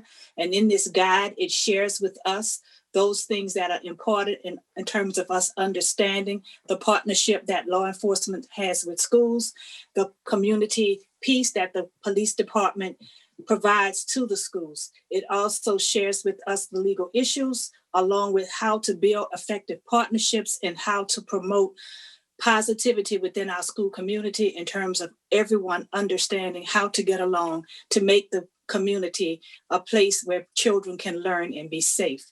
It also shares with us guidelines and laws and legislation in terms of new codes for the state of Virginia that we have to follow to ensure that our children are safe and their civil rights are always protected. As you look through the guide, and our use of the guide was also to get a broader understanding of the SRO program, but to pull the model for the Memorandum of Understanding so that what we developed would be well-rounded and solid. When you go to the next document, the document from 2014, which is the Memorandum of Understanding for Norfolk Public Schools, that was the document that we built the current one on in terms of its foundation, because we drafted what was there and added to it based on the new template, or the 2017 template. From that, we took all of the information from our current MOU and we placed it in the proposed MOU. We looked at a draft from Alexandria Public Schools, which is the MOU SRO's Alexandria PDF, and we used that as a guide to build the piece for Norfolk Public Schools that we wanted to present to the police department. Once we put together a draft, we sent it to Mr. Cloud. Mr. Cloud coordinated the additions from the police department, and then he took the document and he added to it in terms of updating for legal references and Virginia codes of law. He then returned the document to us to present to you as a collaborative effort that was vetted through the legal team in the city attorney's office and presented as a partnership of the police department for the city of Norfolk and the school division or Norfolk School Board. Do you have any questions?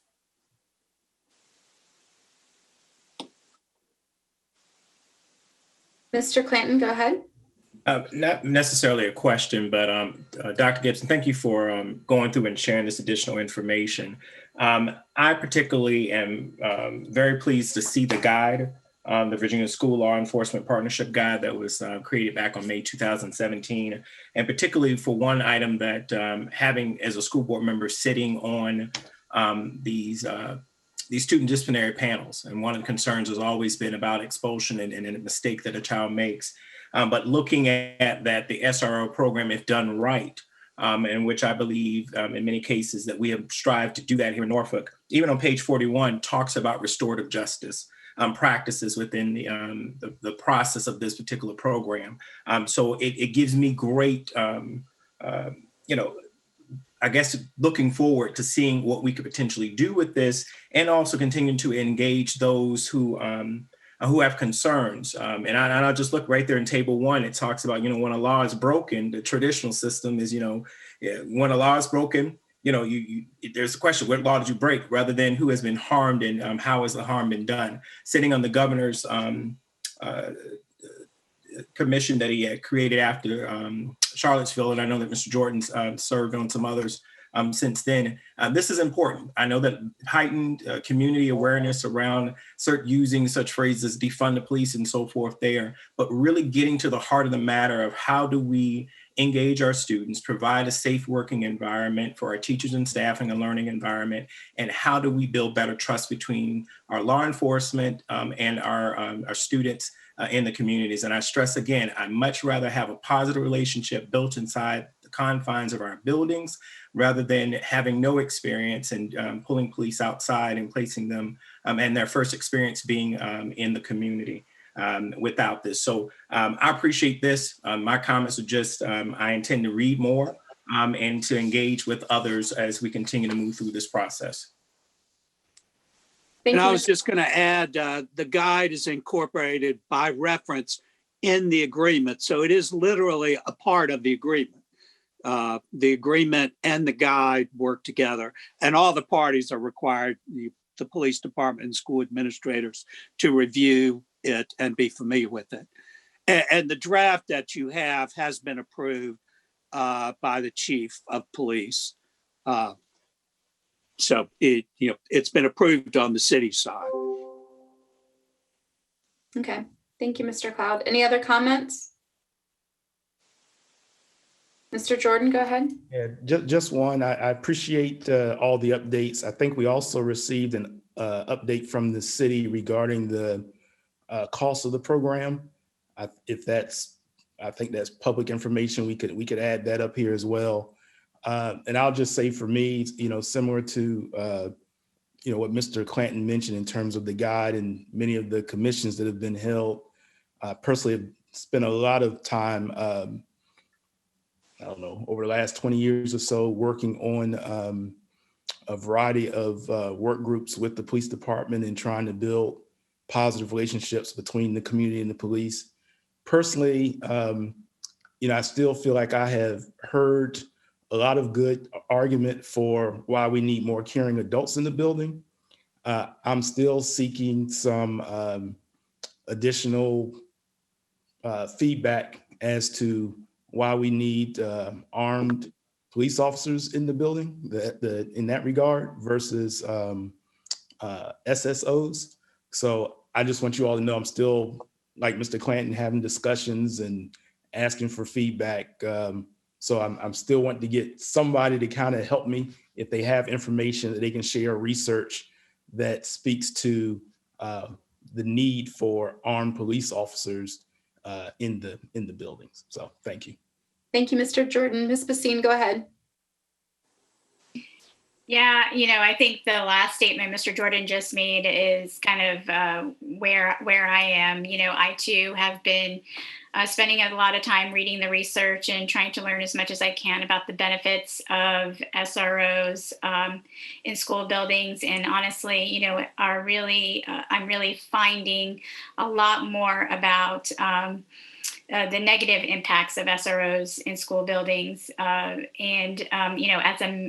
As someone who has sat on several work groups to support mental health in the community and in our schools, a lot of the things, as Mr. Jordan just said, allude to the necessity for needing caring adults that don't have to be school resource officers.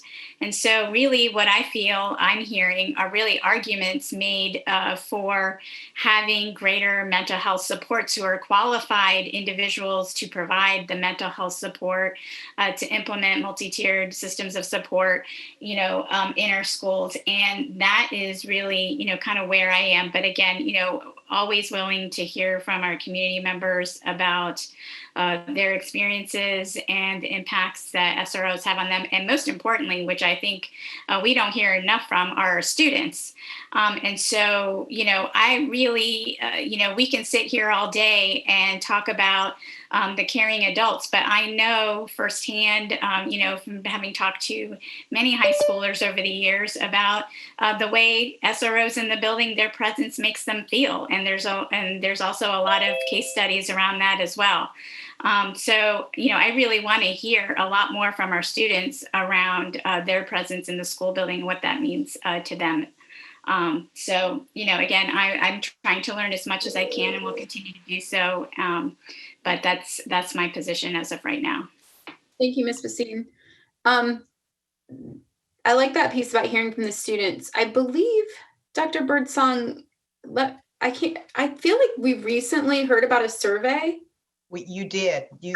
Dr. Gibson did share the results of the survey in terms of students and their perceptions of SROs in the schools.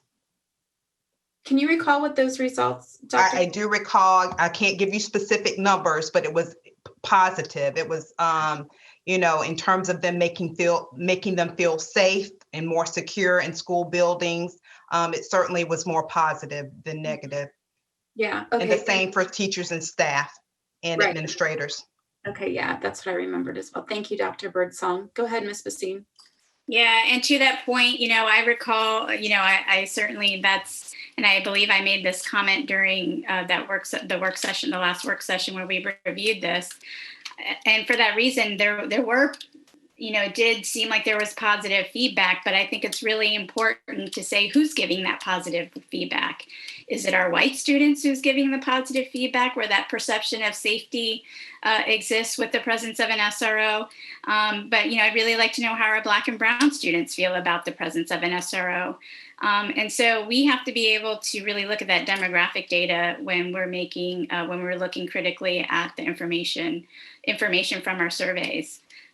Which, and I'll put a plug in again, I really would, I can't stress enough the importance of capturing that information, the demographic information on every climate survey, everything that we can, because it's really important, especially as we tackle equity and, breaking down the barriers in our own school system that are rooted in institutional racism. So I think I'll just leave that there.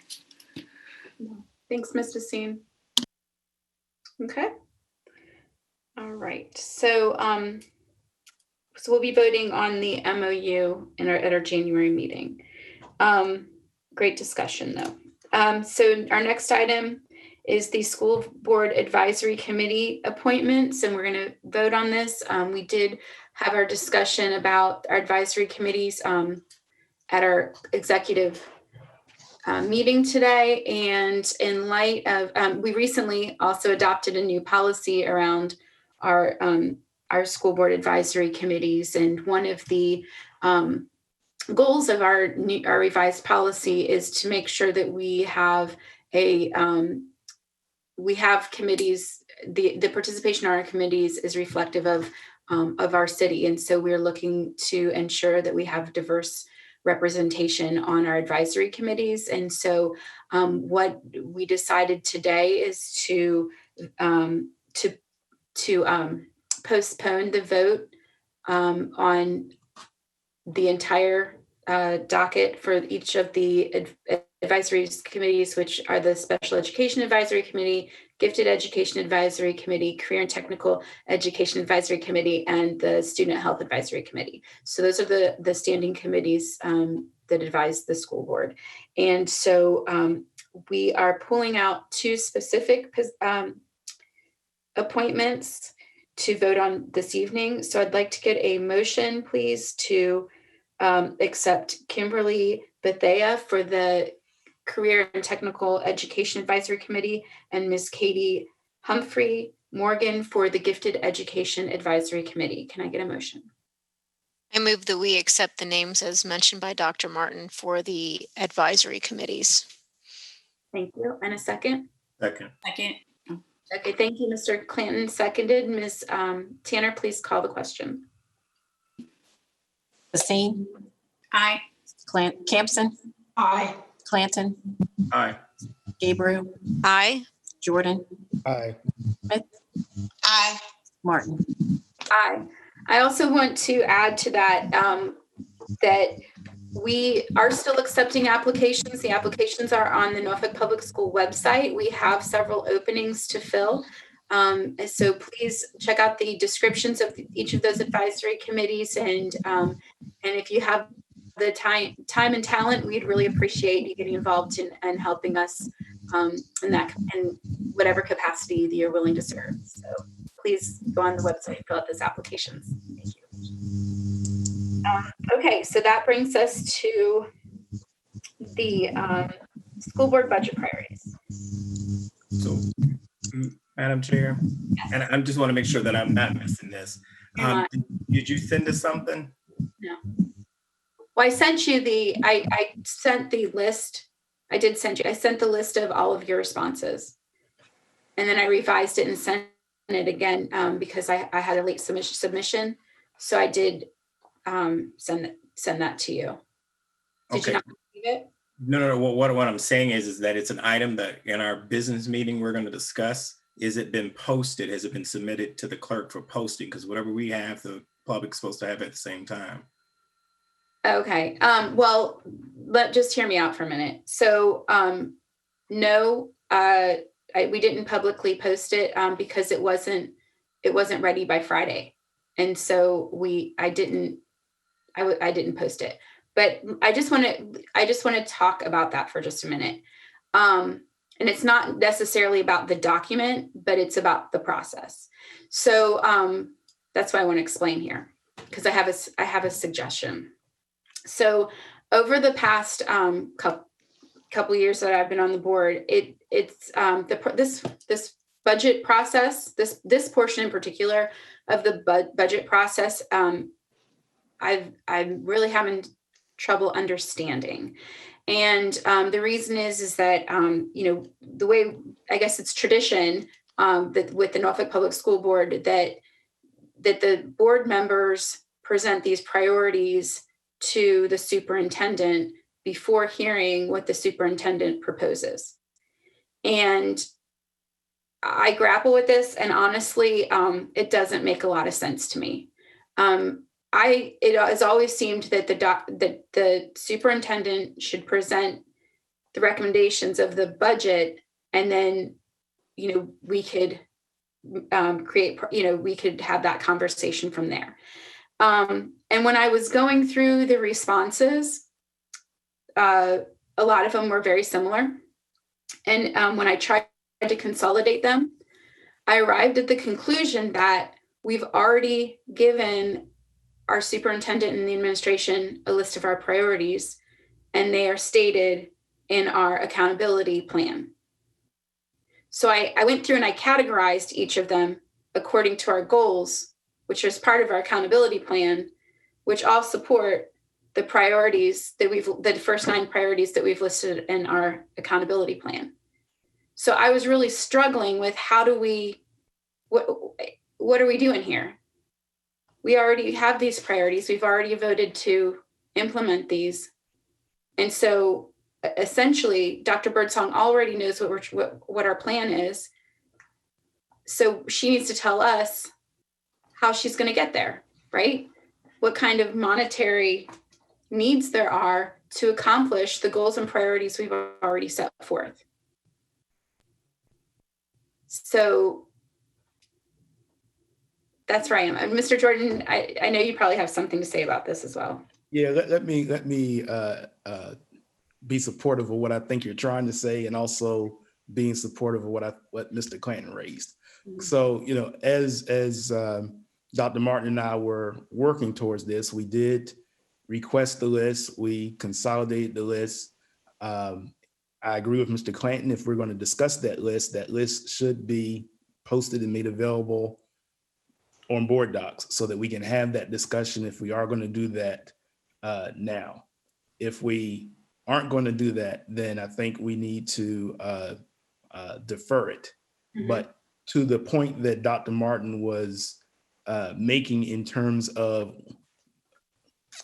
all of us as a team being able to review and see what everyone has submitted and see if we can align those with our overarching priorities, I think that is what we were expected to do today and to vote on today.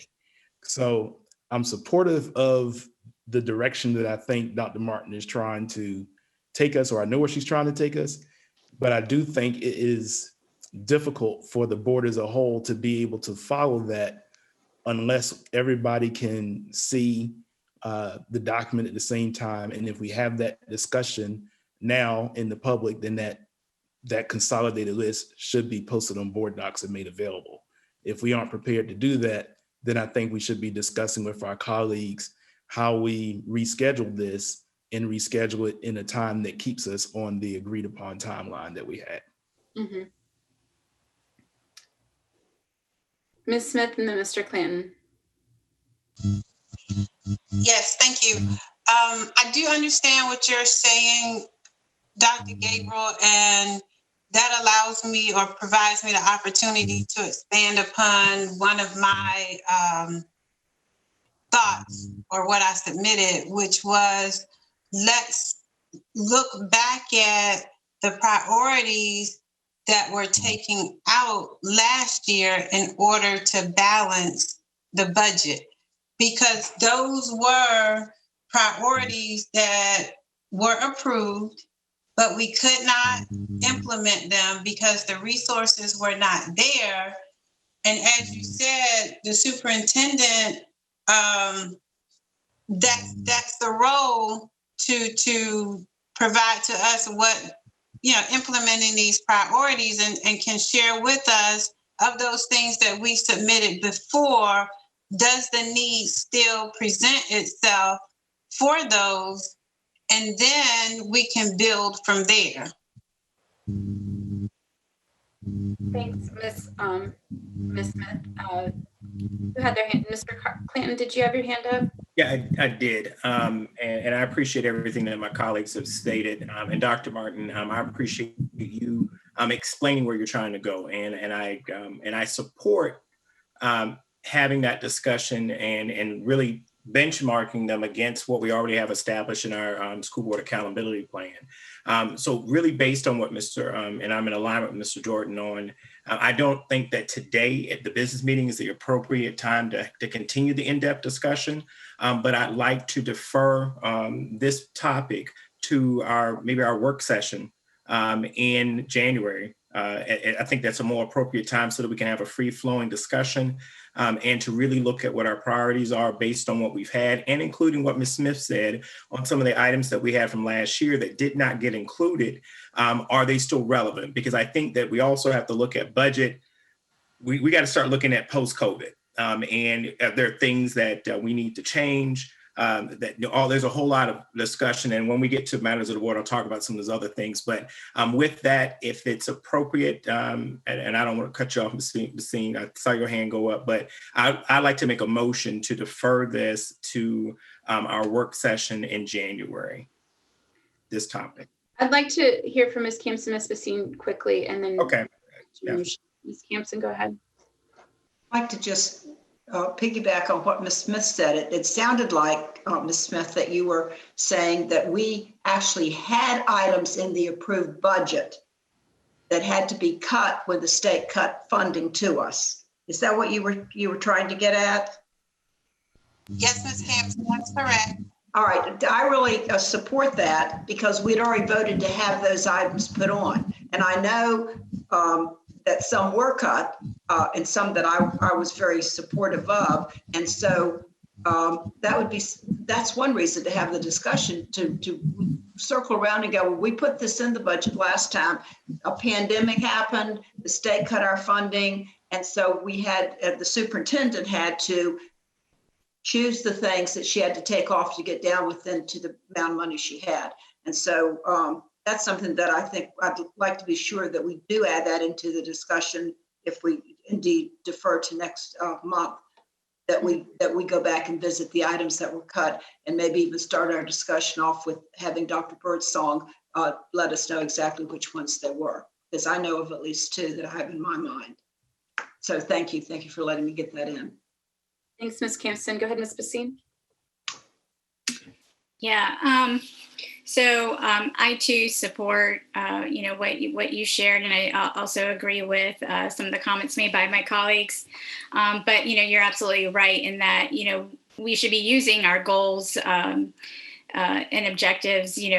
That's stated in our accountability plan. However, one thing I want the board to consider and think about, I know you sent the agenda for upcoming meetings where we'll be receiving more information about, our instruction, the status of our instructional plan, PALS data, additional data reports, and presentations. And one of the things that, we are in the midst of a pandemic, and I love to talk about post-pandemic, but I feel that as excited as we are about the movement, the great movements that are taking place right now, I feel that we may have to shift our goals, and I think we haven't had that discussion yet. Are our goals that we have stated in the accountability plan still our goals? And not to say that those overarching goals aren't the same. I see, Ms. Campson shaking her head that, oh no, we're not changing the goals, and that's not what I'm implying. I'm just saying that there may be other things or priorities that come out of this pandemic. I mean, there are lots of lessons learned, and even the priorities that were in last year's budget that were cut, perhaps there are new priorities, such as the one-to-one device program. There are new priorities that have come out of this pandemic. There are new needs, or not new needs, but more serious needs of our students that need to be priorities right now. And so I think we need to have, I think that's a really broad, a real in-depth discussion that I think we need to have. But I do want to put that out there, that I think not only do we look at the accountability plan, but we look at within that accountability plan, what do we need to enhance, change, or really focus on in greater depth? And so that's it. Thank you, Ms. Facine. Mr. Jordan, go ahead. Yeah, so, and I'm going to be supportive of the motion that Mr. Clanton is going to bring forward. But I just want to, as Dr. Martin and I were talking about this and what we're hoping, I think, to present to the board today, I just want to tie back to the in-person instruction discussion that we just had, and when we made that last decision about what type of expectations we set for the administration and then the flexibility to implement.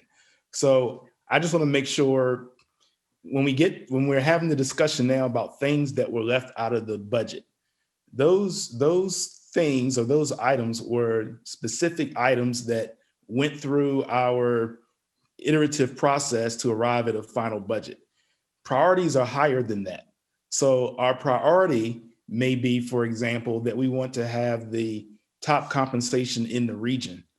A specific item may then say, we shall then do a pay raise by X%. What we were trying to get at was to take the items that we received and have them at a priority level. And so I think as we come back and have this discussion, we need to also consider the difference between what we're setting as our priorities. And I think what is in the accountability plan does a great job of establishing those priorities. Mm-hmm. It also establishes targets and measures. So somehow those things ideally would set the flow, because it's hard to say that priority is going to change from 6 months ago when we adopted the previous budget and where we are now. So I just want folks to kind of think about, from my perspective, as we move forward, separating the difference between school board priorities versus individual line item budget requests that the board may have requested or individual board members may have in mind as we consider priorities. And we don't have the list, so I can't discuss it, but I thought that Mr. Clanton did a very good job in his list of trying to establish those overarching priorities and not getting down into where the budget becomes a micromanaging exercise on the administration. So. Yeah, to be less prescriptive and more high level is with the priorities, and that's something that I'm really looking forward to having that discussion more in depth. Ms. Smith, and then we're going to go to Mr. Clanton. Thank you, Mr. Jordan, for that explanation. I understand where you all are trying to go now, and I totally support it. Thank you. Okay, Mr. Clanton, go ahead. All right, thank you, Dr. Martin. I just want to briefly, before I make this motion, go back to Ms. Facine, because I don't want it to be thinking that I'm just trying to rush to the after post-pandemic. There's an old saying that that I learned back when I was in church, that you're either preparing to go through something, or you're in the middle of something, or you're coming out. So when I talk about those things, I say it in the respect that we're in the middle of something right now, and that we also need to still be looking about when we're going to get out of this. So I just wanted to clarify that I know it ain't tomorrow, but we're still working towards that. Right. Yeah. I understand that. Thank you. Okay. So with that, Dr. Martin, I'd like to move to postpone the discussion on this particular topic to our January work session. Second. And, Ms. Hanson seconded. Comments, Dr. Birdsong? Yeah, thank you for sharing this new information with me regarding, the budget process. And I just want to share that, we have developed a budget timeline and it's really tight. So you just need to know that, I was going to be prepared with presenting a budget in February during the business meeting, knowing that we would get what we needed from the school board tonight, which was a commitment to give me your priority so that the administration could start getting moving forward with our work. So just know that I may need some flexibility with the budget timeline. If you're going to postpone your discussion and decision tonight, which is fine. And we may need to move the other timelines that we have established for getting certain things done, knowing that we still have to present a budget to the city in a timely manner. So we would ask your flexibility on that if we're having to back things up a little bit or move things forward. Thank you for letting us know. Okay. Any other discussion on the motion? Okay. Ms. Tanner, please call the question. Basine? Aye. Campson? Aye. Clanton? Aye. Gabriel? Aye. Jordan? Aye. Smith? Aye. Martin? Aye. The ayes have it. All right, great. Next item on the agenda is the matters of the board. Ms. Campson, Mr. Clanton, Ms. Basine. All right, just two quick ones I'd like to mention. The school board's budget. Could we get a copy of that sent to us before everything closes down for holidays so that we can look at that too? I know the general budget's most important, but there's some items on the school board budget that I would like to have us look at, if that's okay. And second one is I'd like to get some more information about these wide angle cameras. I'm hearing a lot of concerns about them.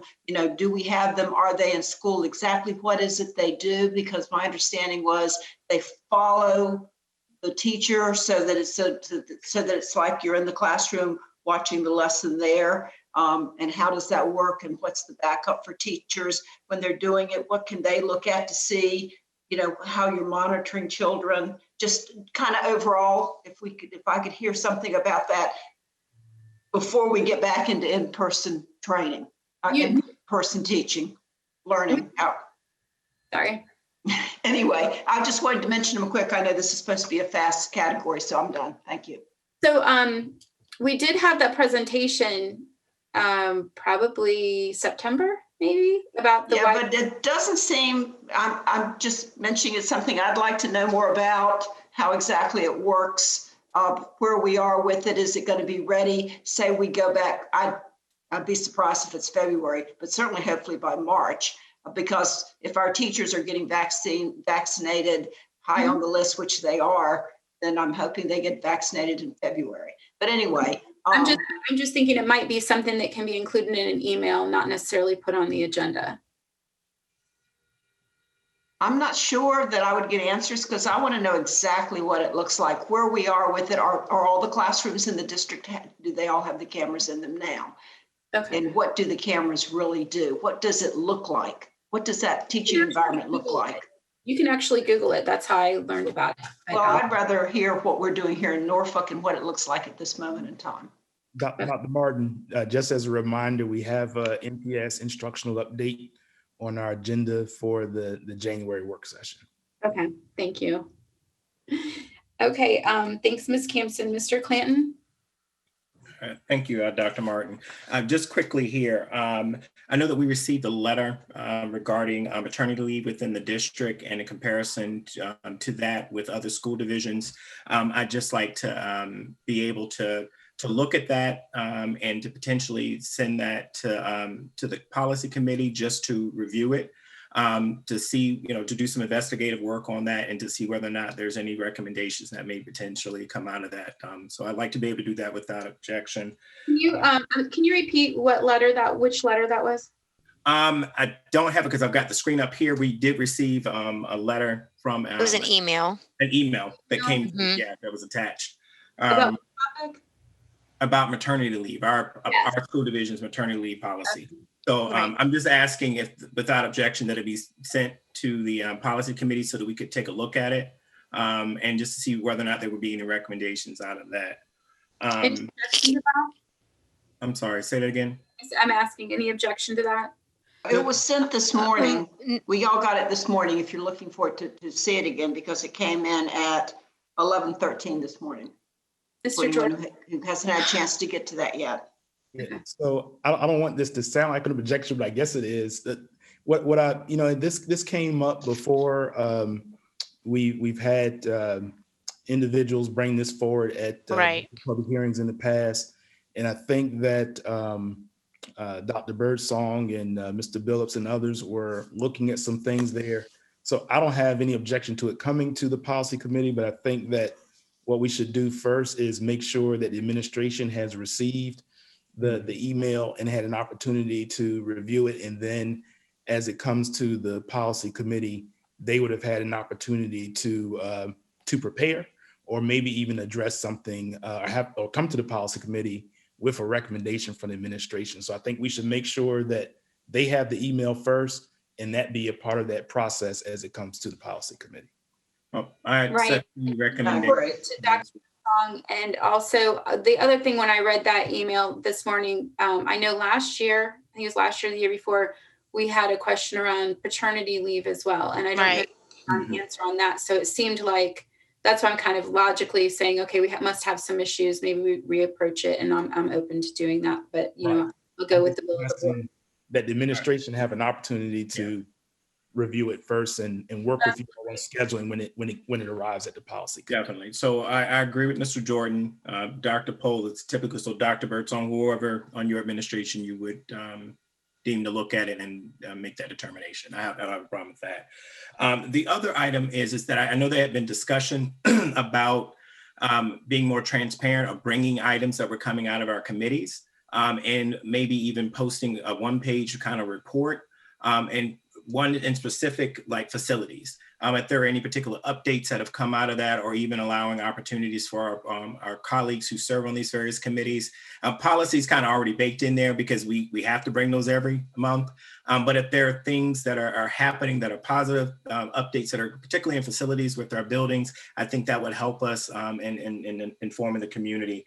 The other item that I had there was about ensuring that we do know now we have this vaccination. We know that the Virginia Department of Education has communicated to us that teachers are considered essential workers, and so that they could potentially receive vaccination in the second phase. So I believe that there's, in the midst of all of this, that we need to also begin to have a broader discussion, both with our colleagues who represent us at the state level, Department of Education and so forth, but also how vaccination will play into any potential policy making. When we talk about whether or not we are going to require, students, is this a required vaccination, required for our employees? So just to keep that on the horizon, that there needs to be a broader conversation that we as a board address at some particular point. And finally, I just want to say thank you if our teachers and staff and principals and our parents who are our educational coaches at home, and we truly appreciate each and every one of you being in this together with us, and that if no one's told you thank you, that you're here today. Thank you to all of those, and all of our administrators are here working tirelessly to ensure that we keep this thing moving. Thank you, Dr. Martin. Mm-hmm. You're welcome. Ms. Basine, go ahead. Yeah, so I have a couple of items.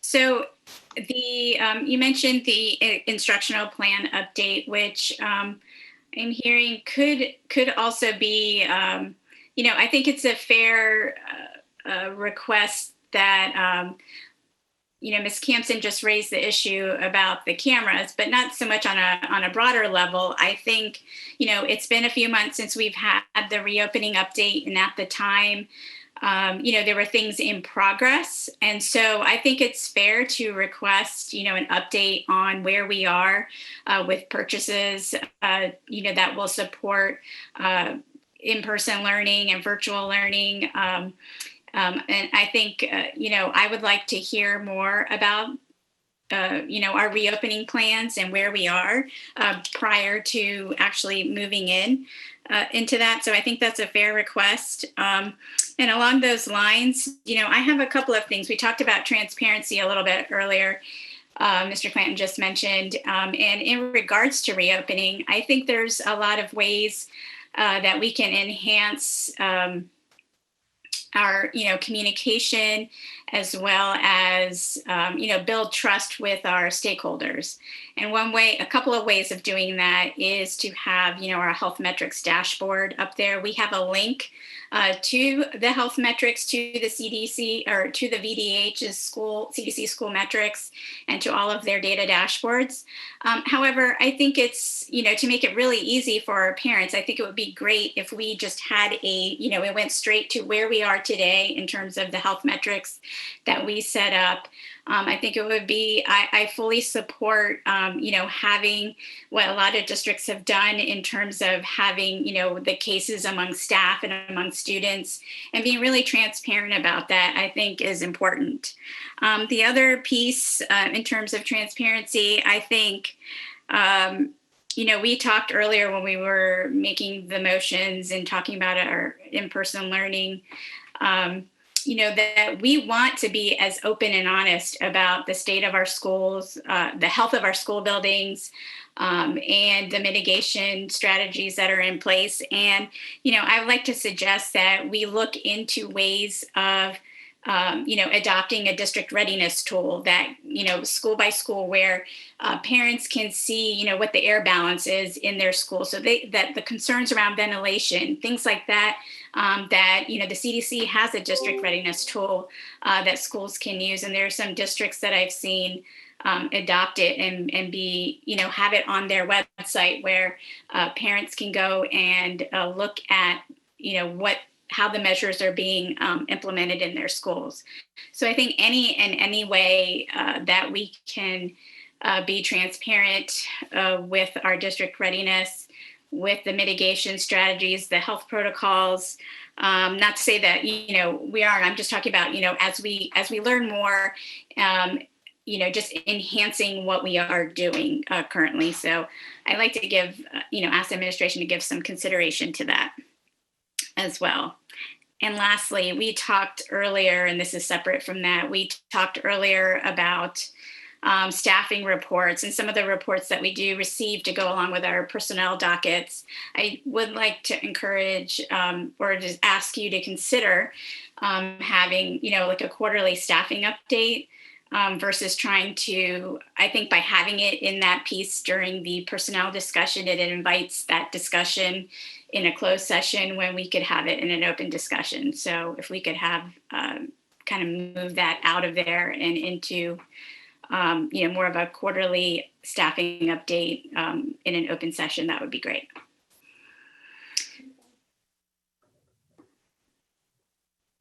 All right, anyone else? Ms. Smith and then Dr. Gabriel. Yeah, thank you. Just want to share in response to something Mr. Clanton said regarding facilities. Mr. Fraley and his team, they have been doing an awesome job bringing Lake Taylor School up to speed. We did, Dr. Gabriel and myself, take a tour of Lake Taylor School back in late October, I think early November timeframe. The library is awesome.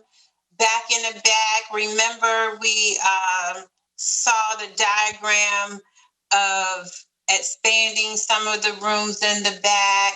All of that work has been completed. If I'm not mistaken, I'm going to say like 99%, and they're ready to open that school, whenever we get to the point of bringing students back into the classroom, those guys have been diligently working on items that we have in terms of facilities repairs and maintenance, big items. They're like just knocking them out of the way. I can't remember all of them, unfortunately, because they do a lot. But Dr. Gabriel, if you want to chime in and just add to some of the things that they've done, that'd be great. Yeah, Ms. Smith, I definitely agree with you. And Mr. Clanton, and if it's Dr. Martin, Mr. Jordan, if they would like to have a presentation from facilities or any of the committees as a part of a board meeting, happy to do so. But it would probably be best to come from Dr. Birdsong and her team, because they're doing incredible work. I mean, 3 roofs on 3 different buildings. You know, kind of a blessing in disguise that the children aren't in school, because they can get the roofs put on. Several parking lots got refinished. Several building infrastructure needs are being addressed. Monies that were saved from previous projects that were closed out earlier on time have gone to replace HVAC units. There's so, Ms. Smith, you're right. There's so much that's being done right now that a lot of individuals, they don't know. But there are, and there's an incredible team with Mr. Fraley, Mr. Johnson, and the inspectors that are just doing a great job with still working while the students are not in, trying to get our buildings as ready as possible. But if it, Ms. Smith, were you done with your comments, or is? Yes. Okay. May I? Yeah. Okay. So I'm glad that Mr. Clan, thanks for bringing up the item of the maternity leave, and I think a couple of others that also mentioned the paternity leave. That was a point that I'm glad that we're discussing. And I'm just going to echo again to our staff. Thank you so much. This has just been an incredible year. I know how hard you all are working. I know that there are stressful moments on Zoom. There are unpredictable days. There's days that you have to course adjust based on technical difficulties, based on a student that you see in the classroom that you're concerned about. You all are doing an amazing job. And as a parent, as a board member, as a community member, I just can't thank you enough. You're working incredibly hard to deliver education in a way that none of us could have ever imagined. And so I say thank you. I know that many of you all are so ready to get back into the building when it's safe to do so. And you're putting forth a very caring effort. So I wanted to wish all of you all a very happy and safe holiday. And please enjoy the break with your family. You deserve a break. I know you've been working very hard. And I would like to also just say thank you to some of our many civic leagues and some of the community partners that we've had.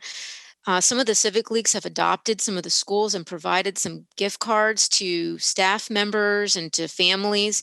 And I just want to acknowledge again the great partnerships that we have with some of our community members and civic leagues who are really stepping up to embrace Norfolk Public Schools, their staff and their families. So we say thank you to you. We're partners and we are going to get through this together. Thank you, everyone, and have a very happy holiday season. And we're looking forward to a very good 2021. Thanks, Dr. Gabriel. I do want to mention that I have heard back from AJ. I believe everyone's talked to him about our governance training. And so we're going to need to make some decisions around that. So, so that will be something that'll be coming up as well. Anyone else? What's the date on that again? We are looking at the February 4th and 5th. We're discussing whether to have it on the 6th or not. But I think we're probably leaning, from what I remember, we're leaning toward the 4th and 5th. Okay, thank you. Ms. Basine, go ahead. You're on mute. Are you talking about the retreat? Mm-hmm. Okay. Okay. Yeah. Mr. Jordan. Yeah, just wanted to share with the board and just let folks remind you that I've been participating on the National School Board Association's dismantling institutional racism in education committee that was established. We had a meeting earlier today, and as part of the reports, I'll bring back to you some of the information that's being discussed there. Presently, we've been discussing Rothstein's book, The Color of Law, and the impact of housing segregation on school segregation. So I just wanted to share that with you. And then also, just based upon some of the items that have been brought before, in our norms and protocols, we did say that we could do and should do reports. I think we have to figure out whether or not we want those committee reports to take place on the Friday or be submitted on the Friday prior to the work session or on the Friday prior to the business meeting. Personally, I might suggest the work session in case there's some discussion. And then also as part of the agenda planning, the reason that we have been working to have the different sections, academic affairs, operations, and so forth, that is intended to provide the administration and us collectively to bring certain items, such as been mentioned earlier, and have the administration lead us in receiving those updates and being able to have those discussions.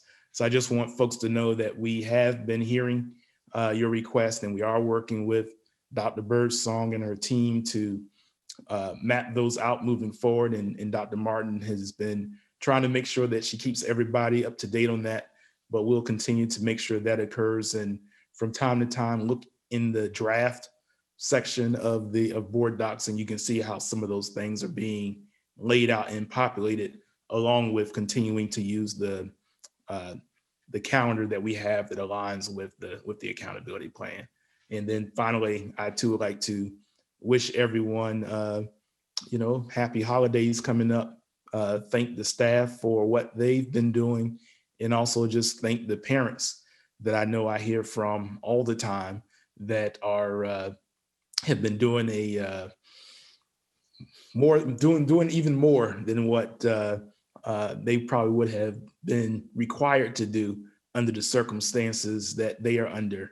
And also for the students that I've heard from and have had a chance to talk to, who are supporting one another as peers as well. So thank you. Thank you, Mr. Jordan. Ms. Basine, did you have your hand up? No, well, I was just wanted to follow suit and also share my best wishes for a happy holiday season, a healthy and happy new year. Most importantly, to everyone, to all of our staff, to our teachers, and to our students. Everyone has been working so incredibly hard under stressful situations, balancing home life, and virtual teaching and learning, and no doubt for all of our stakeholders, that has been just a tremendous task. And so thank you to everyone who's working so hard right now. And I wish all of you as well a happy holiday. Thank you, Ms. Basine. And before I close out, I would like to offer the floor to Ms. Simpson and Ms. Burrs. Would you like to comment? Ms. Simpson?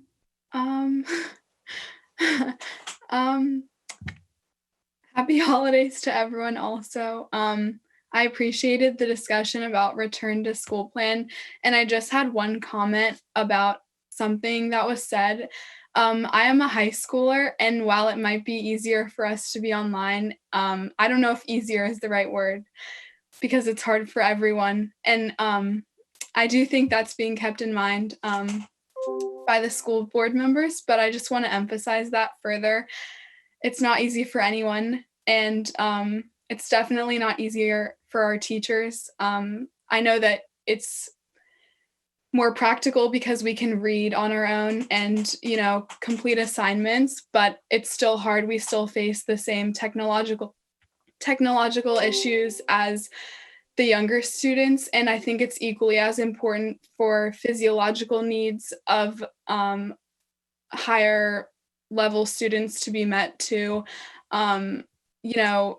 Although we are high schoolers and we're self-sufficient in the classroom. A lot of students still rely on school for other physiological and, more importantly, psychological issues. Our entire life basically relies on the school system. So it's not less important to have older students in schools, even though, we might be able to transition easier between online learning and in-person learning. We still face a lot of the same setbacks as younger students do, and it's not any easier on our teachers. I'm so appreciative of every single one of my teachers and everything they've put into ensuring that we still receive an exceptional educational experience this year. But I just wanted it to be clear that it's no easier just because students are older, and it's still really important that we can receive a safe in-person educational experience if possible. Thank you, Ms. Simpson. I always appreciate your student perspective. It really adds a lot of value to our conversation. Ms. Burrs, would you like to speak? Yeah, thank you so much to all the members of the school board for helping us figure out this whole situation and what we're going to do, and to all the parents and teachers for making it work. And I just want to say happy holidays and happy new year. Thank you. Okay, so here we are, the very end of the very last meeting of 2020. Yay. So I want to just echo everyone's sentiments. We could not be more proud of our superintendent, our administration, our principals, all of the staff and our teachers, our parents and guardians, all of our students who have just been so resilient in so many ways.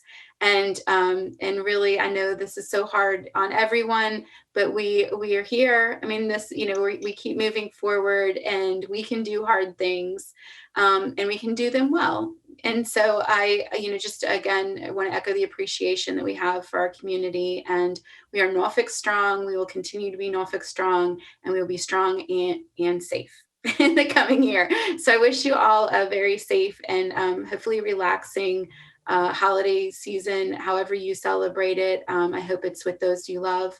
And we'll see you in 2021. So with that, I'll say meeting adjourned.